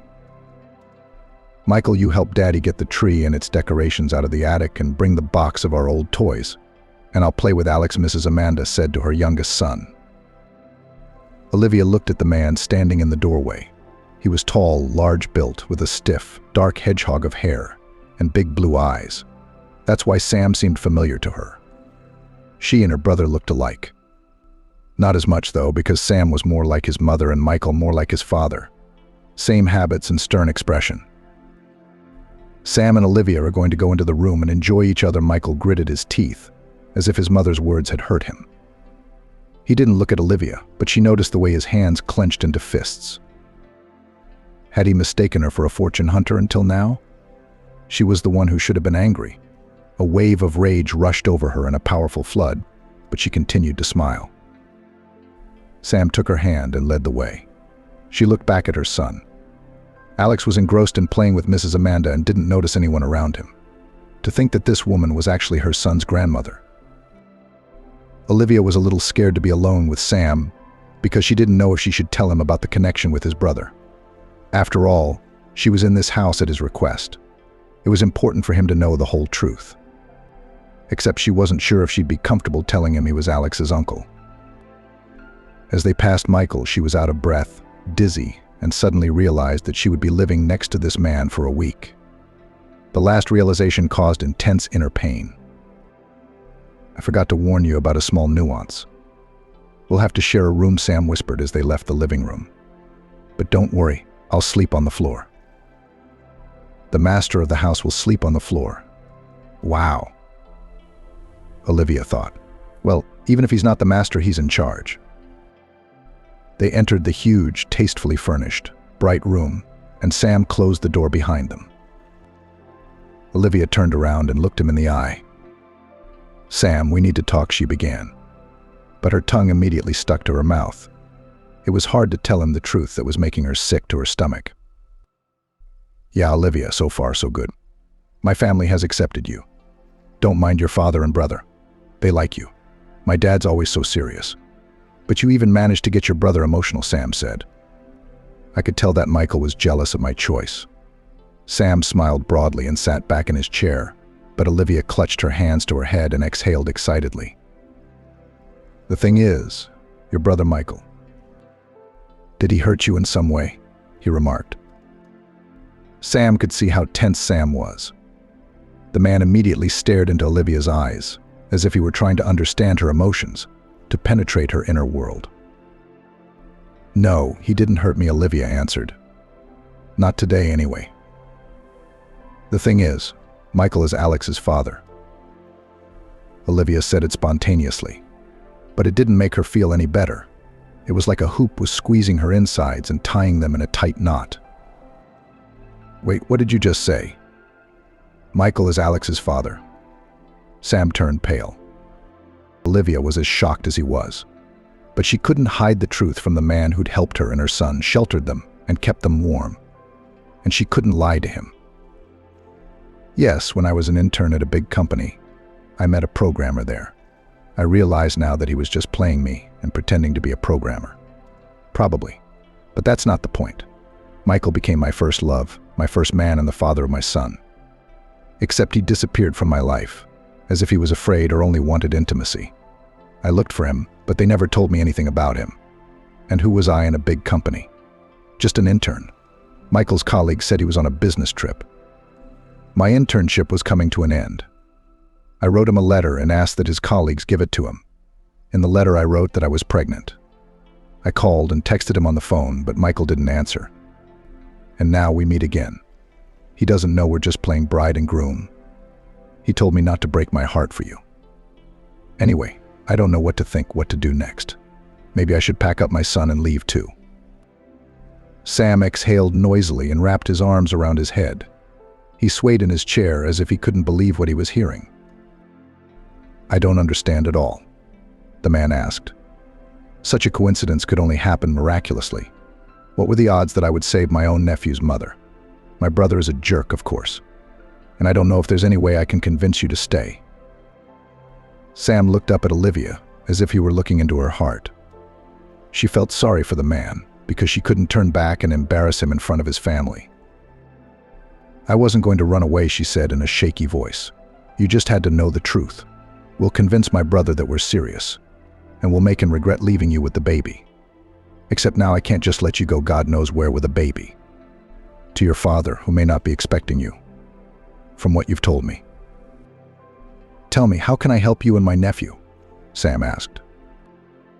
Sam, please don't. I don't want to be pitied. What does it matter if Michael is his father or someone else? My son is my blood, Olivia replied. You're not quite right, the man countered. Okay, let's talk about everything after New Year's. I'm worried that things might not go the way I want them to. You mentioned your brother. Doesn't he have a habit of getting drunk and talking rubbish? If he said anything at the party table, it would be unpleasant. Olivia was worried, because now there was someone who could easily expose them for lying. She also couldn't believe her son was the child of a millionaire. While they'd been wandering the corners, his father had been swimming in money and luxury and never remembered them. No, my brother doesn't drink. If you want, I'll talk to him, Sam said. No, Olivia opened her eyes wide. I'd rather you didn't. Let him think we're serious. We'll figure out what to do from there. Sam nodded, and she felt a little better. She hoped everything would be okay now. It had to be. At least she'd been honest with the man and told him the truth he deserved to know. Whatever Michael decided to do in the long run, it wasn't going to affect them. You get some rest, Sam said. I'm not going to hurt you. If my mom only knew that Alex was her own grandson. What about your grandfather? You said you wanted me to meet him? Granddad's coming today. He's on holiday at the sanatorium, and he'll be home tonight. You'll meet him, and I'll go help my father and see how my brother reacts to everything. Okay, Olivia nodded. Sam got up from the chair. She sat down on the edge of the bed. The man looked at her sadly. I'm sorry I dragged you into all this, but I'm certainly not sorry you're here now. At least I know that my brother isn't as good at everything as my parents think he is. And I'll make sure my nephew and his mother never end up on the streets again. Thank you, Olivia whispered, and Sam walked out.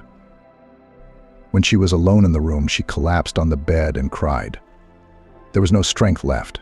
It was as if she'd been gutted, turned inside out, and now she didn't know what was going to happen next.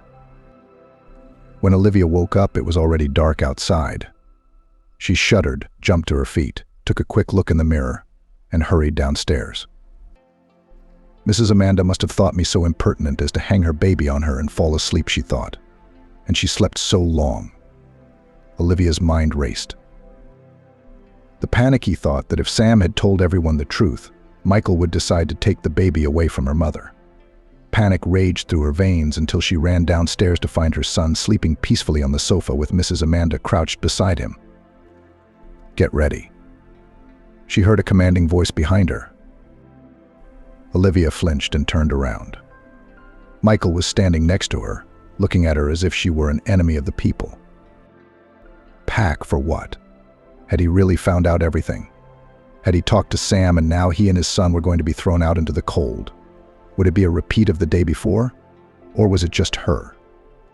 Olivia's mind raced. Sam and his father had left on business. My brother was supposed to be back, but he's running late. That's why Mom asked that you and I pick out the Christmas decorations, our old ones are ruined, Michael explained. I'm not going to change anything with you, so pack up and come out. Wait, I can't go with you. I have to call Sam. If you have to, call him. Just keep in mind, I won't wait long. Olivia frowned.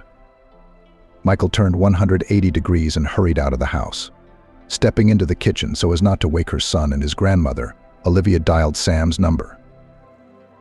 Are you awake? His voice came through. I'm sorry I had to leave for the sanitarium. There was a mix-up, so my dad and I went to pick up my grandfather. I'm sorry I didn't even get to say goodbye, Sam apologized again. Olivia realized that it was okay. You don't need to apologize. Michael told me that we had to go shopping for Christmas decorations. Did he? She asked cautiously. Yes, Mom asked me to. The ornaments that were stored in the attic had deteriorated over time. The paint had faded, leaked. I don't really know what happened, but Mom thought it would be nice to update them. And she wanted you to go and pick out new ones. Yeah, I get it. Okay, Chuckles. In fact, the only thing Olivia didn't understand was why Sam and her father had been the ones to go after her grandfather. Why not Michael? I mean, it would have been more natural. Or maybe it was just that his mum wanted her to make friends with everyone in the family, and she'd started with Michael. But if you don't want to, you can wait for me. Let's go together, Sam suggested. It's all right. I'll be fine. Don't worry. Okay, kisses. Kisses, Olivia repeated, realizing that it was an integral part of their act. She glanced once more into the living room, where Alex was sleeping sweetly. And then she remembered Michael's harsh voice, and a flock of goosebumps ran down her spine. But was it possible to be such a cruel man? Olivia didn't argue, however. If Sam had asked her to go, then he was sure his brother wouldn't hurt her, or try to find out anything about their fake relationship. Hastily putting on her hat, the white down jacket they'd picked out with Sam, she slipped her feet into her boots and felt a strong thrill of trepidation. She would have to spend time with the man who had betrayed her and her son, abandoned them, and now pretended they were strangers to each other. Except did Michael know that Alex was his son, whether or not her letter had been given to him?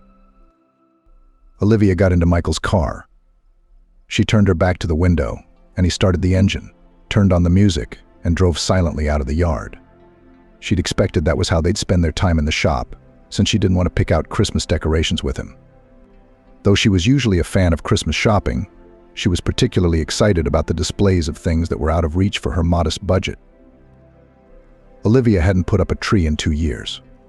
First she'd been pregnant, and then Alex had been born. He was too young to celebrate New Year's Eve. How did you meet my brother? Michael asked suddenly. Olivia flinched as she looked at him. I was looking in Forbes magazines for the name of a rich and successful bachelor. How else would I meet him? She replied, but immediately bit her tongue. It wasn't as if she'd intended to flirt with her ex, but it had all happened on its own. Or could her words not be called flirting? One rich, successful guy probably got off the hook by now, Michael asked with disdain in his voice. Olivia glanced at him, but didn't answer. He probably didn't really know that Alex was his son, but that didn't change anything now. He'd given up on her, and she wasn't going to keep a man by her side with the help of a child. There was probably some truth in the man's words, at least from his point of view, even though she didn't know then that her son's father was a rich and successful man. She had fallen in love with a simple programmer, even though he was skillfully pretending to seduce a young girl. Michael fell silent, stubbornly hiding his true feelings. He kept his eyes on the road, and Olivia was glad for the silence. Let him think whatever he wanted. It didn't matter who he saw her as now, it didn't change anything. He'd run away, cut off contact, and decided it was for the best. So be it. The hypermarket Michael had brought her to had a huge Christmas decorations section. Garlands glittering with bright colors, fluffy artificial fir trees, modest live pine paws, a lot of toys. Her eyes went wild and she wanted to grab everything. Except, at the same moment, Olivia remembered that she didn't have any money. Sam hadn't said anything about it, so she had to talk to her ex again. "What's our budget?" she asked. He laughed heartily and shrugged. "Whatever your heart desires," he replied, as if he was doing her a favor. "Why did Mrs. Amanda want me to be the one to choose the jewelry? Why couldn't you have traveled here alone?" "She wants you to feel like you're part of the family. Mum likes you, even though she doesn't understand your true nature," Michael said. Olivia felt a pang of resentment, but she swallowed her ex's words. She pretended she wasn't hurt in the slightest. Let him think what he wanted. What did it matter? It's all in the past. She changed her phone number and fled from him. For a moment she was stunned by the thought that he might have good reasons for doing that too, but she forbade herself to think about how things might have turned out otherwise.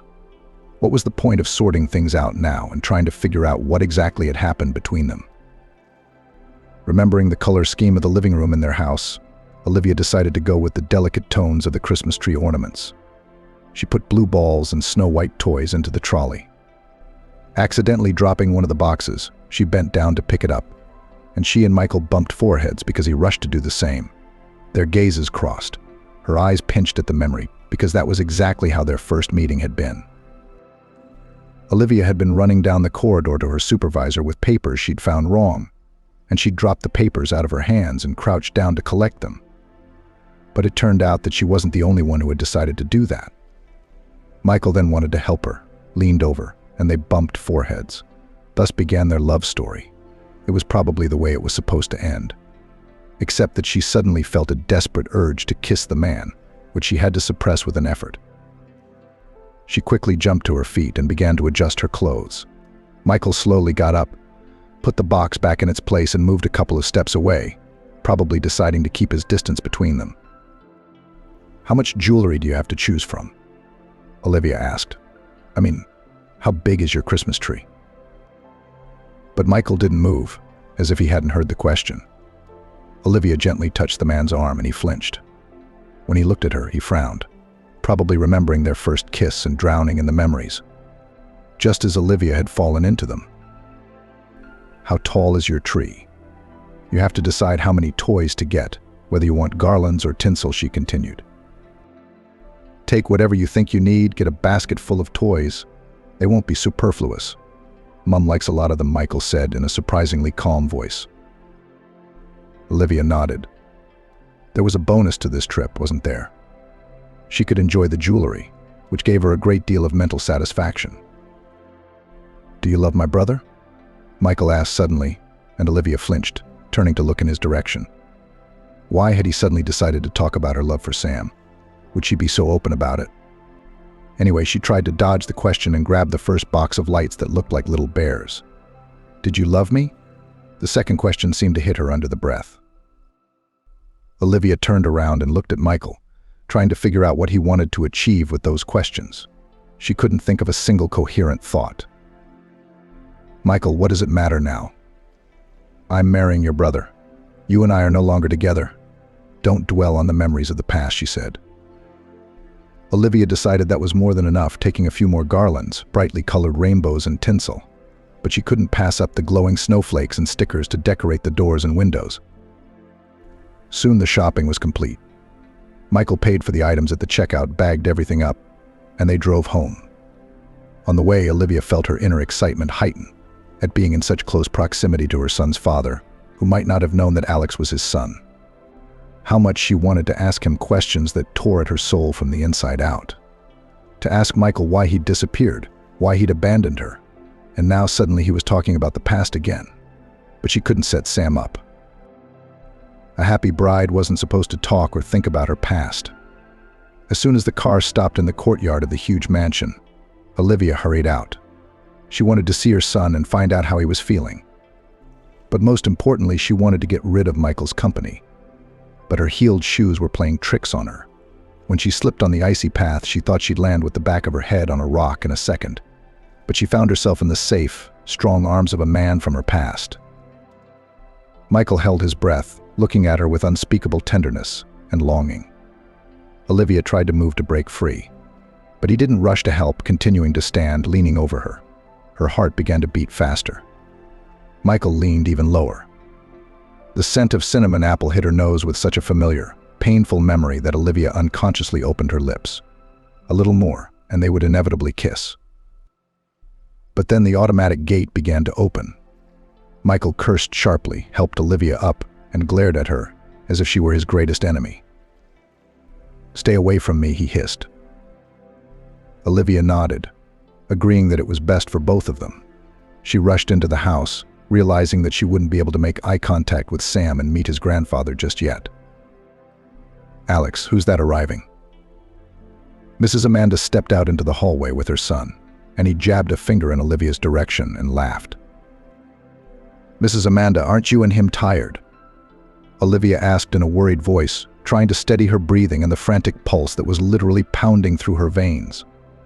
Somehow Michael's closeness was still working on her, driving her crazy for the man who'd once hurt her so badly. And how could she ever get tired of him?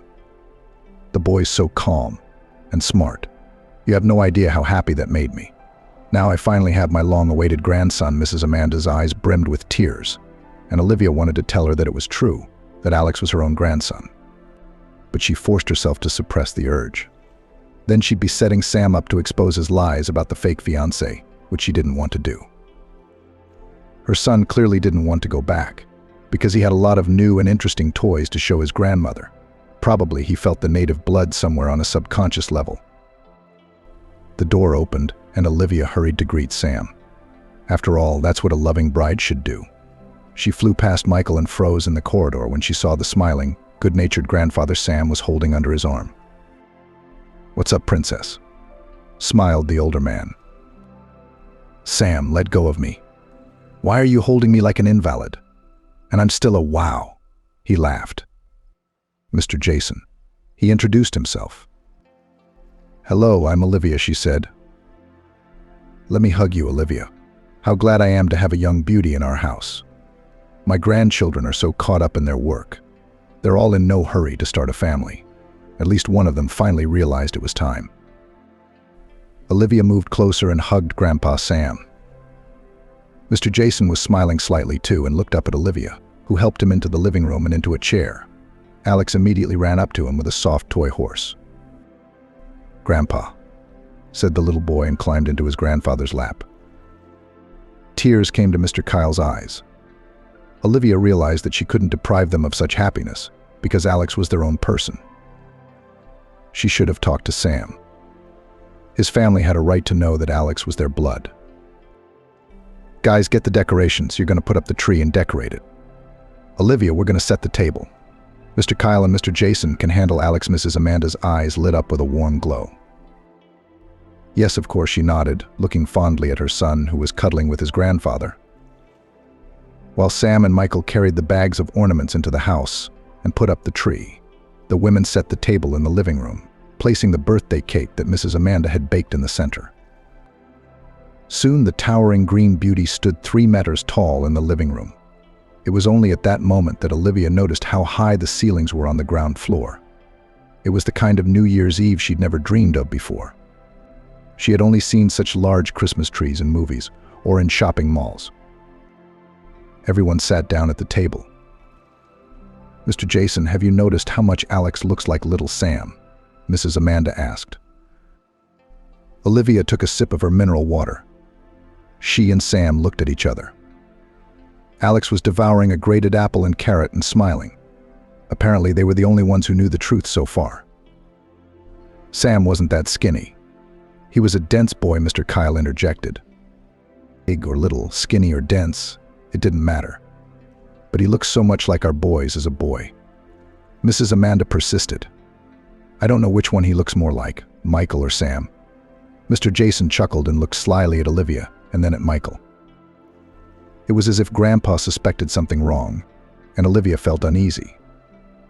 She took a quick bite of her pie and hurried to get the ornaments and hang them on the tree. Soon the others joined her. By the time they had decorated the tree, Alex had fallen asleep on the couch. Olivia looked at the clock and was surprised it was already past 12. It was beautiful. "Olivia, you have great taste." Mrs. Amanda complimented her. "Thank you. I'm glad you liked it," Olivia smiled. "I'll go get Alex. It's time for him to go to bed." "No need, sweetheart. I'll just pull the sofa apart carefully and lie down next to the boy. You and Sam can have a good time together. Are you tired? I'm so happy to have a baby. Michael coughed softly, as if to show his displeasure. He jumped to his feet and gave Olivia an angry look. It's too much of a fuss. I'm going to bed, because we're all going to have to work hard tomorrow, he said. Good night. It was nice to meet you. Olivia, good night, he mumbled. Michael left. Sam beckoned Olivia to follow him, whispering in his ear that Alex was perfectly safe with his mother. She was extremely unaccustomed to leaving her son with someone overnight. But Mrs. Amanda insisted, and the boy slept sweetly. So she decided not to disturb his sleep.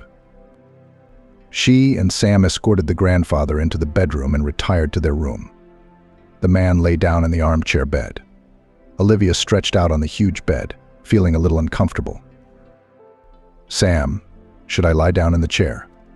This is your room, after all. And you're my nephew's mother, the man smiled. I'm sorry you had to go toy shopping with my brother. It all happened so fast. I didn't want to wake you up. It's okay. He didn't eat me. Nothing criminal happened. I would have killed him if anything had happened, Sam countered. Olivia, I think he's jealous of you. I don't think so. He's probably just mad that I'm around his brother right now. It's just one day gone. It'll all be behind us soon. Good night, Olivia. Good night, she said with a smile. In the morning, Olivia played a little with her son and called Sandra. Hi, my girl. I could kick your arse for doing this. I'm worried about you and she won't even return my calls. I'm fine, Sandra, don't worry about it. What about your rich guy? You still haven't sent me any pictures of him, she asked mysteriously. He's not my rich man.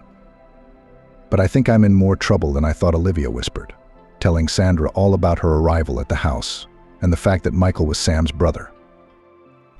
What a bastard. If I were you, I'd, especially since Sam's a bachelor, to prove to that jerk that he's not the only one in the world. Thanks for the advice, Sandra. I think I'll figure it out. She and her friend wished each other a happy new year, and Olivia switched off the phone. She didn't want to talk about Michael, much less seduce Sam to prove something to his brother. She needed to call her father to congratulate him. Because he wouldn't be able to reach her, she hadn't restored her SIM card yet. Olivia dialed his number and listened to the long beeps. He didn't answer right away. Suddenly, the drunken voices in the receiver made her wince. It was the drunkenness that had once separated him from his mom and ruined their family. Who is it? Dad asked in a husky voice. Dad, it's me, Olivia. Happy New Year. Olivia who? Oh, Olivia. I'm glad you called. I just wanted to tell you that I can't make it. We made up, and she doesn't even want you to come for a week. So you're going to have to make your own arrangements. Dad's words were a stunner. He didn't even congratulate her. Olivia had always tried to look for the good in him and justified it to her mum when she decided to divorce him. It was a shame her mummy wasn't alive anymore, because then she would have been able to apologize to her for sticking up for her father so often. He was the cause of the frequent scandals between them. It was a shame that Olivia had realized it too late. Switching off the phone, Olivia brushed away her tears and hurried into the kitchen. All the food for New Year's Eve had been ordered from the restaurant, but Mrs. Amanda had decided to make the hot meal herself. Mr. Jason intercepted Olivia in the corridor. The old man smiled good-naturedly as he looked out of his room and beckoned her over. Olivia, I'm so excited to decorate my room. Everyone's fussing about, and I can't catch anyone. It's a bit hard to walk far. My legs are not young. There's a green box in the garage in the far right corner with garlands and old Christmas cards. Can you help me bring them here and then decorate them nicely? I'd like to cheer myself up a little. Sure, I'll bring them in. Olivia nodded. She threw on her down jacket and hurried to the garage. When she opened the door, she flinched because she saw Michael inside. Are you following me? The man asked dryly. Stalk you? Why would I do that? Olivia shook her head. How would I know? You're hard to understand. I don't understand why you're so angry with me. I don't want to. Michael frowned. You disappeared from my life, and now you're acting like a hurt little kid who's been wronged by having his favorite toy taken away. Do you really mean that? Michael jerked towards her, grabbed her hand, and stared intently into her eyes. It was possible to drown in the enchanting depths of his eyes, but she held back. Let go, Olivia asked, trying to pull away. You try to make me do that. Michael grinned predatorily. Let go. She yanked her arm again, but to no avail. What are you doing? You little silly thing. Why are you teasing me? Why are you trying to make me and my brother enemies now? Michael asked in a muffled voice. I'm not trying to do any of that. Michael, you're hurting me. Say my name again. It makes me feel good to hear it, spoken in your gentle voice. He didn't let go, but his grip loosened, and Olivia could have broken free, but something held her close to him. Weakness wouldn't let her make a move. Your grandfather sent me here, she said. Asked me to find some garlands. I didn't know you'd be here, too. Let's make this easy.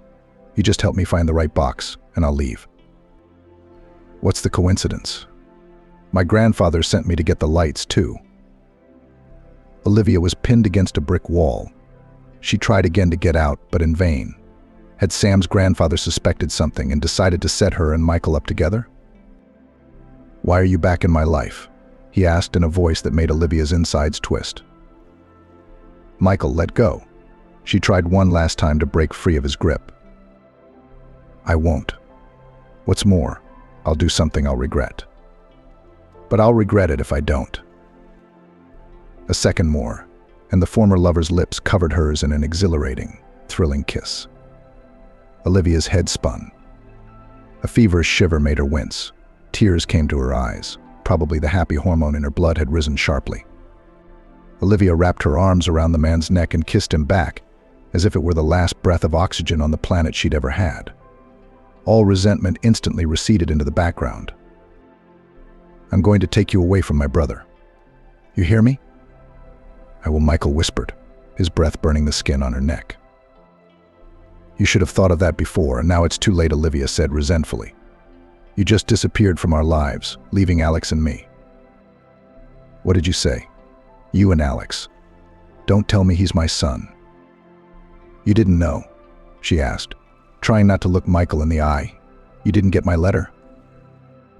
What letter are you talking about? You wrote to me yourself that you had found a wealthy man. You asked me to leave you alone. And when I wrote that I was in hospital and asked you to come and see me, there was no reply. And now you're talking about a letter, about Alex being my son. How am I supposed to make sense of all this? Michael squeezed his fingers tightly around her shoulders and tears came to his eyes. Olivia realized that they'd been separated by some stupid joke of fate. Someone had obviously played a trick on them, made them think they didn't need each other anymore. But who would do that? Who would use my phone to text you like that? They said with one voice. Vicky, that girl from the company, was really pissed off about you. Kept telling me you were playing her for a fool. She probably knew who you really were, and that's why she tried her best to keep us apart. She came to see me at the hospital, then tried long and hard to seduce me. She must have taken my phone, because I often left it on my desk when I was delivering papers. Olivia, Michael said. Tell me, what's going on with Sam? Do you love him? Are you serious about him? Have you fallen out of love with me? He sounded desperate. Sam and I have nothing. Olivia lowered her head. Your brother saved me and my son on a freezing night and asked me to cover for him. He couldn't go home without his fiancée. It would be wrong to tell everyone the truth now. I don't know what we're going to do yet. But we can't frame Sam. I mean, your parents think he and I are bride and groom. Everyone probably thinks that except my grandfather. Michael laughed and pulled her against him. Olivia, are you ready to forgive me for giving up? For letting my emotions get in the way? For disappearing from your life? I never stopped loving you, Michael, the guy who drove me crazy the first time I met you. Besides, you and I have a son. But what about our situation with Sam? You do realize it's not going to be easy to explain yourself to your parents. We will come together, and I promise you everything will be fine. My Olivia, I almost went crazy thinking you were sleeping with him." Michael pulled Olivia tighter against him and began to cover her tear-damp cheeks with kisses. The door to the garage banged open, and they turned sharply in that direction, but there was no one there. "The wind, I guess," Michael smiled. Olivia didn't have time to talk to Sam, but she was busy with the final decorating of the house and preparing the dinner. Alex delighted in playing with his grandparents, and even the stern features of Mr. Kyle's face had softened. You could see how positively affected he was by his grandson. If only they knew it was their own grandson. At 10 p.m., Olivia hurried to the bedroom to change into her party dress and do her makeup. She wanted to look beautiful for the man who hadn't stopped loving her all the time that had passed. When she came downstairs, Michael looked at her with unconcealed adoration, but tried to look away so as not to embarrass his family, who still considered this woman his brother's fiancée. At 11 o'clock, everyone sat round the New Year's table and exchanged presents. Mrs. Amanda rose to her feet and approached Olivia. "Olivia, you are a very nice girl. I've grown to love you in these 2 days," she said. "I want to give you our family heirloom, an antique ring. We've passed it down from generation to generation. Now it's time for me to give it to you." Olivia blushed, realizing that it wasn't quite like that. It was unpleasant to feel dishonest. She glanced over at Sam. The man smiled and nodded, signaling for her to accept the gift. She took the ring and slipped it onto her ring finger. "Thank you," she whispered and kissed the woman. "I have gifts for everyone here." Sam rose to his feet. "Only they're intangible. First, of course, I wanted to give you what I brought. You'll find it all under the tree. But I realized that I had a much more meaningful gift." Grandpa smiled slyly at that moment and winked at Olivia. She held her breath excitedly as she listened to Sam's words. "I think her son's father should be right next to Olivia right this second," he said. Mrs. Amanda gasped and covered her mouth with her hand. Mr. Kyle put his arm around his wife, glancing tensely at his son. Sam smiled at Olivia and stroked her shoulder. "Michael," he called to his brother. Michael jumped up from his seat and approached them. "The thing is, it's my deepest belief that fate brought us together," Sam began. "One of them led me to Olivia for a reason. I deceived all of you. I tried to, but the truth was more interesting. You don't know that I broke up with my fiancée Kate right before the flight. And then I saved a lovely stranger and her son from hypothermia. Olivia needed a roof over her head, and I needed a fiancé. I couldn't help but live up to your expectations. I was afraid of once again dashing the hopes of my family. I asked Olivia to play the part of my fiancé. Once in this house, she met Michael and told me the truth. Evil tongues have separated them in the past, but I see that they continue to love each other. Happiness is just splashing in their eyes. Mum, Dad, Granddad, Brother, Olivia, I'm sorry for this little deception, but I don't regret it because it's been good for all of us. Alex is your own grandson. You noticed the resemblance for a reason, didn't you? Except he doesn't look like me. He looks like Michael. Michael is the boy's birth father and Olivia's real fiancé." Sam took a step back. Olivia stood up. Michael immediately wrapped her in his arms. Alex listened to everyone mesmerized and then pointed at Michael and said with a smile, "Daddy." The chimes began to strike midnight. Mr. Kyle and Sam hurried to open the champagne, and Michael pulled Olivia tightly against him and kissed her on the lips. As they returned the kiss, they plunged with the others into the clinking of glasses and the splashing of sparkling wine. Olivia wished that Sam, too, could find his happiness in the new year. Her grandfather winked at her as if he'd known all along. Mrs. Amanda and Mr. Kyle could see that it was not easy for them to accept this truth of life. But they looked at Alex fondly and lovingly, affectionately calling him grandson. "Grandpa, you've figured it all out, haven't you?" Sam patted his grandfather on the shoulder. "Is that why you bumped us all off in the garage? Although your father had brought the jewelry box to you early that morning." It wasn't the wind that slammed the door in the garage, Olivia thought. Sam had seen her hugging and kissing his brother and figured it out. "What about me?" "My business is small," Mr. Jason shrugged. "You can tell when love sparks between two people. I felt it in my heart. Michael had told me about his love, which had left him without explanation. And when I saw you two together, the way you looked at each other, I knew. But I know that such love does not go in vain, and such a pretty, honest girl could not betray his beloved. So I thought I'd give them a little nudge. Michael didn't let Olivia out of his arms.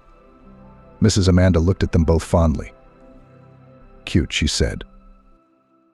The sky outside the window lit up with the colorful sparks of the New Year's Eve fireworks. "Happy New Year," Sam said. "Happy New Year." Everyone cheered him on. The family called Michael to look for presents under the tree. The man broke away from Olivia, came unbidden to his son, took the boy in his arms. He looked at him for a few seconds and whispered with a smile, "Hello, son. I will never let anyone ever hurt you again." It seemed as if there had been complete silence in the room a second before, and everyone had clearly heard what had been said. Tears of joy welled up in everyone's eyes.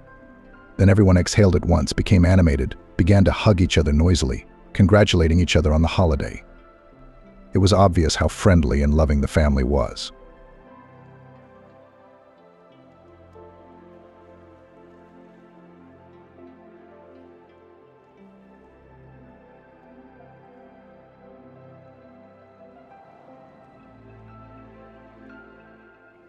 At a luxurious black grand piano covered with gold patterns sat Catherine Howard, mistress of an expensive estate. Catherine had inherited most of her fortune from her parents, who loved her immensely and fulfilled her for her. "Remember, Catherine, we don't last forever. One day you will have to make your own path in life," her father always admonished. "You must be strong and determined, and control your own destiny. But you lose something in it by interfering a lot," Mom said. "Such conversations are just necessary so that, despite her luxuries, she grows up not to be a spoiled girl, but able to stand up for herself." "Thank you for everything," Catherine exhaled, coming back from warm childhood memories to reality. She looked at the portrait of her parents above the fireplace. The elder Howards had devoted their entire lives to their only daughter, giving her all their energy and effort to fill Catherine's life with well-being and comfort. However, they also planted in their daughter the seeds of a strong will and drive to succeed. "Mrs. Catherine, shall we set the table?" The maid asked cautiously as she entered the room. "Will Mr. Michael be joining you?" "I don't know," Catherine shook her head sadly. "Set the table, but it's for me alone for now." It wasn't long ago that Catherine had wed an ordinary man, not a rich man as was the custom among the people in her circle. Catherine had always appreciated simplicity, a lack of prejudice, which was what set Michael apart from the successful and wealthy men she could have chosen. "Shall we sign a prenup?" suggested Catherine one day, one of the suitors, with whom she was dating before Michael appeared. "It's not like we're married yet," Catherine raised an eyebrow. "You do realize we don't want any problems in the future, if we suddenly decide to separate." "How much you value our love," Catherine replied. "I'm primarily a businessman," the suitor shrugged. They were all like that, practical, obsessed with money and rules. But Michael was different, sensitive, romantic, understanding. He already on the first date managed to make her head spin, and therefore in love to the years Catherine chose him, a man who made her feel genuinely happy and attractive. "Is Mr. Michael working late again?" the maid asked, arranging the dishes on the table. "Yes, working hard for our family," Catherine nodded. "I envy you, finding such a good man," said the maid. "I want to be happy too." "Don't be sad. We will find you a husband," Catherine smiled sadly, "and you'll be even happier." Catherine turned away, looking wistfully out the window. Who would have thought that happiness would prove so short-lived? Even though Michael made it look like he was working, it was clear to Catherine that he was far from ambitious and would never reach her heights. "Maybe you want to start a business or do some work," Catherine asked her soulmate from time to time. "I have a great job that I really like." Michael only shrugged his shoulders. "But what kind of job is it? I still haven't figured out what you do for a living." "I'm Luck's favorite." The rest of the details would be too boring, Michael guffawed as always. Catherine was angry, but always reminded herself that she had chosen this man precisely because he didn't seem like an asset-crazed snob. Yes, Michael seemed devoid of ambition, but they often spent time together, immersed in inspiring conversations about life, their dreams and plans. Despite his shortcomings, he was very romantic, attentive, always ready to support and protect his beloved. And before, it seemed that this was quite enough. Suddenly, the front door slammed, making the lady of the house and the maid flinch. "I'll go get a second set of cutlery," the maid smiled. "Of course, thank you," Catherine nodded. She herself got up from behind the piano and went to greet her lover. Yes, I am in the process." Soon this case will be solved, Michael nervously answered someone into the receiver of the phone. Catherine even froze around the corner, remaining invisible to him. It wasn't that she liked to eavesdrop. It was just that the conversation was clearly disturbing. It's not easy to get that much money right away. Yes, I realize that. But she's going to ask questions, Michael continued to say. As if sensing someone else's presence, he looked round furtively and lowered his voice. I'll get it. Just give me some time. What could have happened? Catherine thought, putting a hand to her chest. Hearing the conversation, she suddenly felt a wave of sadness and frustration. Her heart raced, spreading a bad feeling through her body. She tried to calm herself down. After all, it's still my Michael. But shaking off the unpleasant suspicion wasn't so easy. The outdoor coffee shop sat right on the corner of a large shopping center building, a blooming green web wrapped around its walls, separating customers from the hustle and bustle of the street. Veronica, I'm so nervous, Catherine said, rubbing the napkin on the table with her fingers. Michael's been kind of distant lately, always with his phone going off somewhere. Calling, texting someone. He doesn't answer my questions. I can't figure out what's going on. Has there been any other weirdness, Veronica? Catherine's longtime friend asked. Started coming back late. Drunk, says the negotiations at work are tough, has to stay out late. But I'm not stupid. I smelled someone else's perfume on his shirt once. I'm in business myself, Veronica, and I know what negotiations are like. Veronica looked sadly at her friend, then gently took her hand. You know, men are a mystery. Sometimes they do strange things, and it's confusing. But maybe he got another one, Veronica muttered quietly. Catherine gave a startled sigh. Looking intently into her friend's eyes, she said, White treason at once? I'm so scared to imagine that I might lose him. Catherine, you're a beautiful, intelligent, wealthy woman, Veronica immediately began to reassure her friend. Just talk to him frankly. If anything comes to light, believe me, it's better to end it as soon as possible. God forbid, the children will still be born. Catherine's eyes filled with tears. Even just imagining such a thing was excruciatingly painful. Her heart shuddered painfully at the memory of Michael's cold stares and irritable behavior. Lately, they had even stopped talking, which finally depressed Catherine, making her feel completely unwanted in her own home. You deserve better, I'm sure, Veronica said. Thank you for supporting me, Catherine sobbed. Look, you should check his phone after all, her friend said goodbye. No, something I can't. It's not nice. I don't recognize you at all.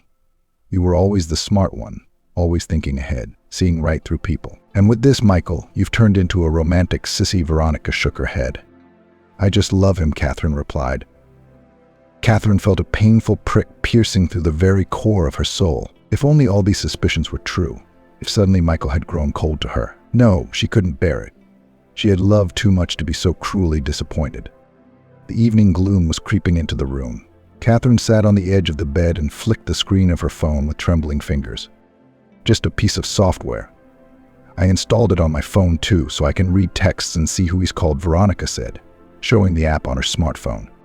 Kind of makes me feel bad about the whole thing, Catherine grumbled. It's a peaceful life, though. You just discreetly download it to his phone too, and you can keep track of everything he does from it. Rather scolding herself for being overly suspicious, Catherine nevertheless followed her friend's advice. And now she sat on the edge of the bed with her heart ready to burst with pain. Leafing through meaningless messages from friends and colleagues, Catherine suddenly came across a text message with love content from a certain Annie. Her hands trembled. Her breathing became heavy and rage and resentment blazed in her eyes. How dare he, Catherine hissed. How could he go to such lengths, after everything that's happened between us? Tears covered her eyes. Catherine stood up and swiftly left the bedroom, ready to give Michael a huge scandal right now. It was time to clear things up, and if need be, put a stop to it. You bastard. You cheat. I've given him so much, she thought. Catherine, like a hurricane, rushed into the living room, then rushed to Michael's office, but even there her spouse was not to be found. So where are you? She hissed, going into the wardrobe. All of the unfaithful spouse's belongings were in place, except for the suit he usually wore to business negotiations. I see. Off to have fun, Catherine muttered resentfully. Her heart was now filled with pain, resentment, and also fear and confusion. Feelings completely unfamiliar to her until today. Feelings she hadn't been taught to deal with. Where? Why did he disappear at the worst possible moment? After all, I just wanted to talk, Catherine exclaimed. She dialed a familiar number, listened to a few beeps and nervously dropped the call. No, I won't humiliate myself like that. I'll just wait for him to show up, she thought, trying to calm her frayed nerves. It was not a good morning. The landlady felt completely shattered. The fervor of the evening's quarrel was gone, and there was nothing but emptiness and deep disappointment in her soul. Nothing has changed, Catherine said in disgust, looking at the empty pillow beside her. But a whole day passed and Catherine still hadn't heard from Michael. This is getting way over the line. Where could he have gone, she thought. Anxiety was growing by the minute. Fear overwhelmed literally every action she took. By evening, she was ready to forgive Michael, only if he appeared on the doorstep. And by the end of the second day, Catherine could no longer fight the doubts and panic alone. Hello, I'd like to report a missing person, Catherine said, finally reaching the window of the duty desk. She decided to go to the police, hoping for quick cooperation and help. Been missing long? The duty officer inquired in a bored tone. 2 days ago. Doesn't answer the phone. He didn't take any belongings with him, just what he was carrying on his person and his car. Sorry, ma'am, but by law we have to wait a minimum of 72 hours after a missing person goes missing to start a search. Usually in cases like this, people return on their own if they have someone to return to. How so? Catherine felt herself begin to fall into an abyss of despair. The soul froze with endless expectation of the worst, but the heart, that restless heart, continued to beat with determination. Go home, wait for himself to declare himself. But if it's another 24 hours, we'll have to start the search from our side, the policeman advised with obvious irritation in his voice. Thank you, she said in an almost dead voice. All the way home, Catherine prayed unceasingly to catch the unfaithful, but at least alive Michael on her doorstep. Time passed slowly. The hands of the clock, as if mocking, barely crawled on the dial. Any resolve in her heart had finally faded. It was simply overpowered by an overwhelming anxiety. It wasn't until a couple of days later that the police began their search. We've checked with the cameras to see where he last drove his car, and here the policeman hesitantly held out a photograph to Catherine that showed the burned-out car. Oh dear, she exclaimed. No was all she could exhale. Was Michael hurt? What hospital is he in? Something terrible descended over her head. Catherine was already regretting being so angry with Michael over that damn text message. It seemed that her hatred bearing down on her unfaithful spouse's head made him suffer the same agony. We found a burnt corpse in the driver's seat in the interior of the car, a police officer said. Catherine's legs went under. She barely kept herself from falling by grabbing the door jamb. It's so damaged that it's impossible to tell at once who it was. The policeman hastened to reassure her. Can you say anything about it? Even more doubtful of the correctness of his actions, the policeman took out a second photograph and held it out to the lady of the house. The new photo showed the body of someone Catherine had waited so long for, lying in a half-destroyed car, and who was no longer in this world. It can't be, she whispered, her lips numb. Groaning in pain and shock, Catherine pressed herself harder against the door jamb, as if trying to stop the earth from spinning beneath her feet. Michael, love, her eyes were full of tears, but cruel fate was in no hurry to give room for grief and pain. Can you identify anything in this photo? The policeman kept saying something, showing pictures of some objects and pieces of clothing. We need you to. The body is badly burned. You need to go through a lineup anyway to confirm your identity, the policeman said in a serious tone. He touched Catherine's shoulder, but she only glanced meaninglessly at his hand with a glassy stare. And you think I'm ready now to look at the remains of the man I loved more than my own life? She said in a trembling voice. All right, the policeman exhaled tiredly. What about identifying the deceased's belongings? There's no way that can be postponed, you understand. Your husband was an orphan. There's no one else to ask about the identification. His identity has to be established to close your missing persons report. Bureaucracy. But you must realize that. Paperwork for paperwork's sake. Don't worry. You won't have to go to the morgue. So if there will be on him some trouser belt, some trousers or shirt, cufflinks, that means it's him, for sure, the policeman began to exhort. Ready to pick Catherine up if she fainted? Okay, I can still do that, she said in a colorless voice. Only I need to recover at least a little. I'm completely out of shape right now. I don't even know what to do. I'm sorry to disturb you, the guest said with pity in his voice, but it will still have to be done. I understand. Just give me a couple of hours, okay? The policeman frowned disapprovingly, but seeing Catherine's condition, he didn't insist. Here's my card. There's the address of the station and my phone number. As soon as you're ready, dial it. But don't take too long. Okay. Catherine nodded absently. Clutching the cardboard rectangle with cold fingers, she felt nothing but emptiness in her head. Her heart seemed to stop beating, and a black, gaping emptiness settled in her soul. It was as if the one important thing that gave her emotion had been ripped out, leaving only an icy numbness. Catherine sat behind the wheel of her car, still shaken by the terrible news of Michael's death. Her heart was overwhelmed with grief, pain, and an unfathomable emptiness. God, well, why did things have to turn out this way? Catherine felt ill at ease. Her hands were shaking on the steering wheel and tears were involuntarily running down her cheeks. What the hell was that? The motorway was almost empty, but in the distance Catherine noticed a little girl standing on the side of the road in an old coat and waving. Catherine's broken heart could not leave her indifferent to the child. The little girl is all alone. What is she doing here? Catherine pulled over to the side of the road, got out of the car and approached the girl. Honey, what are you doing here? It's very unsafe to be standing in the road in a snowstorm like this. Is there nowhere for you to take shelter? Catherine asked anxiously. The little girl with the pale face and burning eyes looked at her with sorrow and some panic. Auntie, I need to get to town right away. My mom has a high fever, and we don't have a pharmacy in our village, and we don't know what to do. Mummy is very ill, the crumb whispered, hiding her shivering fingers in her sleeves. Did you go to town alone? All alone. No one else, the girl sniffed her nose. What's your name? Hi. Jennifer. What's yours? And I'm Catherine. Yes, you're freezing completely. Hearing the girl's story, Catherine felt her heart clench with compassion and helplessness. Alone on the snow-covered motorway, Jennifer was in desperate need of help, but no one was in a hurry to lend her a hand. Come on, honey, get in the car. You need to warm up, Catherine said, trying to squeeze out a smile. Jennifer took a timid step forward, but then stopped. It was as if she was wary of the stranger, but also desperately wanted to trust her, to have someone adult to solve her problems. Don't be afraid, I'll take you into town, Catherine said, peering out at the increasing snowstorm. Only we need to hurry. The girl smiled gratefully and quickly climbed into the parlor. Catherine felt the child's hand trembling in her palm, which spurred her into action even more. The engine grunted relentlessly. They pulled out into the desolate, snow-covered expanse, an icy wind whipping through. There was silence in the cabin. The little girl rubbed her frozen palms against each other fearfully. Catherine tried to think of what to do with the unfortunate girl. What's your mum's name? Catherine broke the silence. Vivian. She's a very nice person. I love her, and I'm afraid because she's ill. I'm sure she's very good, Catherine nodded. We'll try to get to town as soon as possible. But tell me this, where's your daddy? Why didn't he walk you out? Where is Papa? I don't know. I've only seen him in pictures. What happened to him? I don't know. Mummy doesn't like to talk about him.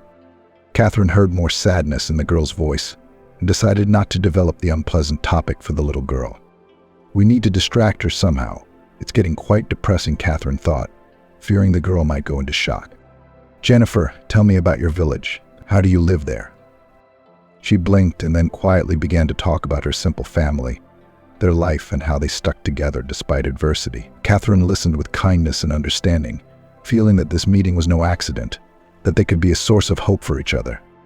You are very brave since you decided to rush out into the night alone to help your mum, Catherine said. Jennifer replied sadly. It's just that I love her. What happened to your mum, Vivienne? Why did she get so sick? Was coming home from work. Yeah, she fell into a wormhole the other day. Wanted to take a shortcut so I wouldn't be alone for too long. That's what ended up happening. Catherine shook her head once again. She was sorry that the little girl had to go through so much at her age. Jennifer looked about 10 years old, but her eyes already gave away a lot of experience. Okay, Jennifer, let's do this, Catherine said as she pulled over to the side of the road. I'll take you to the drugstore, and then I have a nasty place to stop at, but I'm not taking you with me. You'll sit in the car while I get there. Okay. Okay, I agree, she nodded. Jennifer warmed up a bit on the road. Her cheeks had turned pink, and she didn't look so lost anymore. Catherine slowly got out of the car, leaving it in a car park just outside of town. She looked back at Jennifer and decided it was best not to take her with her. This place is too gloomy, Catherine thought. Where she was going was too frightening for more than just a young soul. Hello, anyone here? Catherine said hello. Hello. The same policeman she had already seen earlier today spoke again. I never bothered to ask your name, Catherine muttered guiltily. Albert the man nodded. Come along. This room is where all the stuff is laid out. Entering the storage room, Catherine struggled to hold back tears. That's his jacket, she whispered. Her voice trembled with emotion. I recognized that color, the texture. It was definitely Michael. Are you sure? Yes, I'm sure. I bought it myself. Catherine shook her head. She slowly lowered the jacket back onto the table and looked round at the other items. Each of them bore witness to a life, a love, a betrayal that may have been the cause of Michael's death. I sympathize with your grief, Albert said quietly. Go home. You're going to need a lot of strength. Back to the car, Catherine walked with a heavy heart. In the silence of the night, all alone, racked with grief, Catherine was alone with her thoughts and memories of the dead man. An even greater longing filled her heart. What happened? She said tiredly, glancing at Jennifer. The girl, small, defenseless, was looking at Catherine with frightened eyes. Her face expressed a strange tension. Jennifer, I'm not angry at all, Catherine whispered, trying to reassure her. I'm sorry, Aunt Catherine. I didn't mean to. The girl sobbed. I was bored, and I accidentally opened the drawer and a picture fell out. How did you get a picture of my daddy? What? Catherine shook her head. Jennifer held up the plain picture of Michael that she kept in the car. Is that really my daddy? Repeated the girl once more. We have similar pictures at home, only he's not as old there. Inside Catherine's mind, everything turned upside down. She felt embarrassed, hurt, and incredibly confused. Her eyes reflected fear and anxiety. She hugged Jennifer, trying to calm them both down. A terrible guess flashed through her mind. What if Michael cheated on me with her mom? Jennifer. Listen to me carefully, Catherine said, trying to gather her thoughts. That picture is of my husband, Michael, and I don't think he could be your dad. They probably just look alike. Jennifer looked at Catherine with incomprehension in her eyes. Her face reflected a mixture of bitterness and confusion. No, I'm sure of it. I mean, I look at him every day and I recognize Daddy from 1,000 others, she said in a weak, trembling voice. Catherine nodded, unable to hold back the tears that began to roll down her cheeks. They continued to sit in the car like two lost souls trying to find comfort in each other's arms. Catherine realized that if all this was true, she would have to somehow tell Jennifer that her daddy was no longer alive. Let's go take your mom her medication, Catherine said, wiping away her tears. You can show the way. Do you know how to get to your village? Yes, Jennifer nodded, still fearfully clutching Michael's photograph to her chest. Catherine sat behind the wheel. Doubt and fear encompassed her thoughts. A blizzard raged outside her window, and she feared Jennifer wouldn't be able to reach her home without help. A desire burned inside her to help and protect the girl. Almost there, the little girl broke the silence. There's a turnoff over there, and then it's down the main street. Good, how are you feeling? Catherine asked. Fine. God, what snowdrifts, Catherine exclaimed as she drove around another traffic jam. Slowly making her way along the snow-covered motorway, she had already been stuck twice, but each time her foreign car had found a way to get out of the jam, bailing out the owner. That's my house over there, Jennifer said, pointing her finger in the right direction. Finally, they made it. Catherine parked as best she could, turned off the engine, and helped Jennifer out of the cabin. She clutched the child's palm in her hand, the fingers of the other gently holding the photograph she had taken from the girl. Come on. There's a path. I left the door unlocked, Jennifer said, trying to shout over the wind. Catherine followed, and then got into the house. Even though they walked together, Catherine knocked on the door, drawing the landlady's attention. Daughter, where have you been? Vivienne immediately exclaimed, looking out at the knock. We brought you some medicine for your runny nose, Jennifer answered, and handed her mother the clear bag of pills they had bought at the pharmacy. What were you doing in town in a snowstorm like this? Vivienne grabbed her heart and pressed her back against the wall.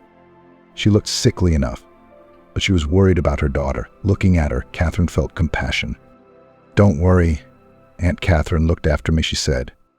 I'm sorry. I don't even know how to apologize to you for all the trouble I've caused, Vivienne said, as if she had just noticed the guest who had come with her daughter. It was nothing. I was on my way, Catherine shrugged.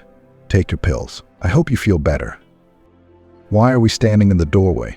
Come on, and Vivienne called everyone into the house. Catherine followed the girl and her mum.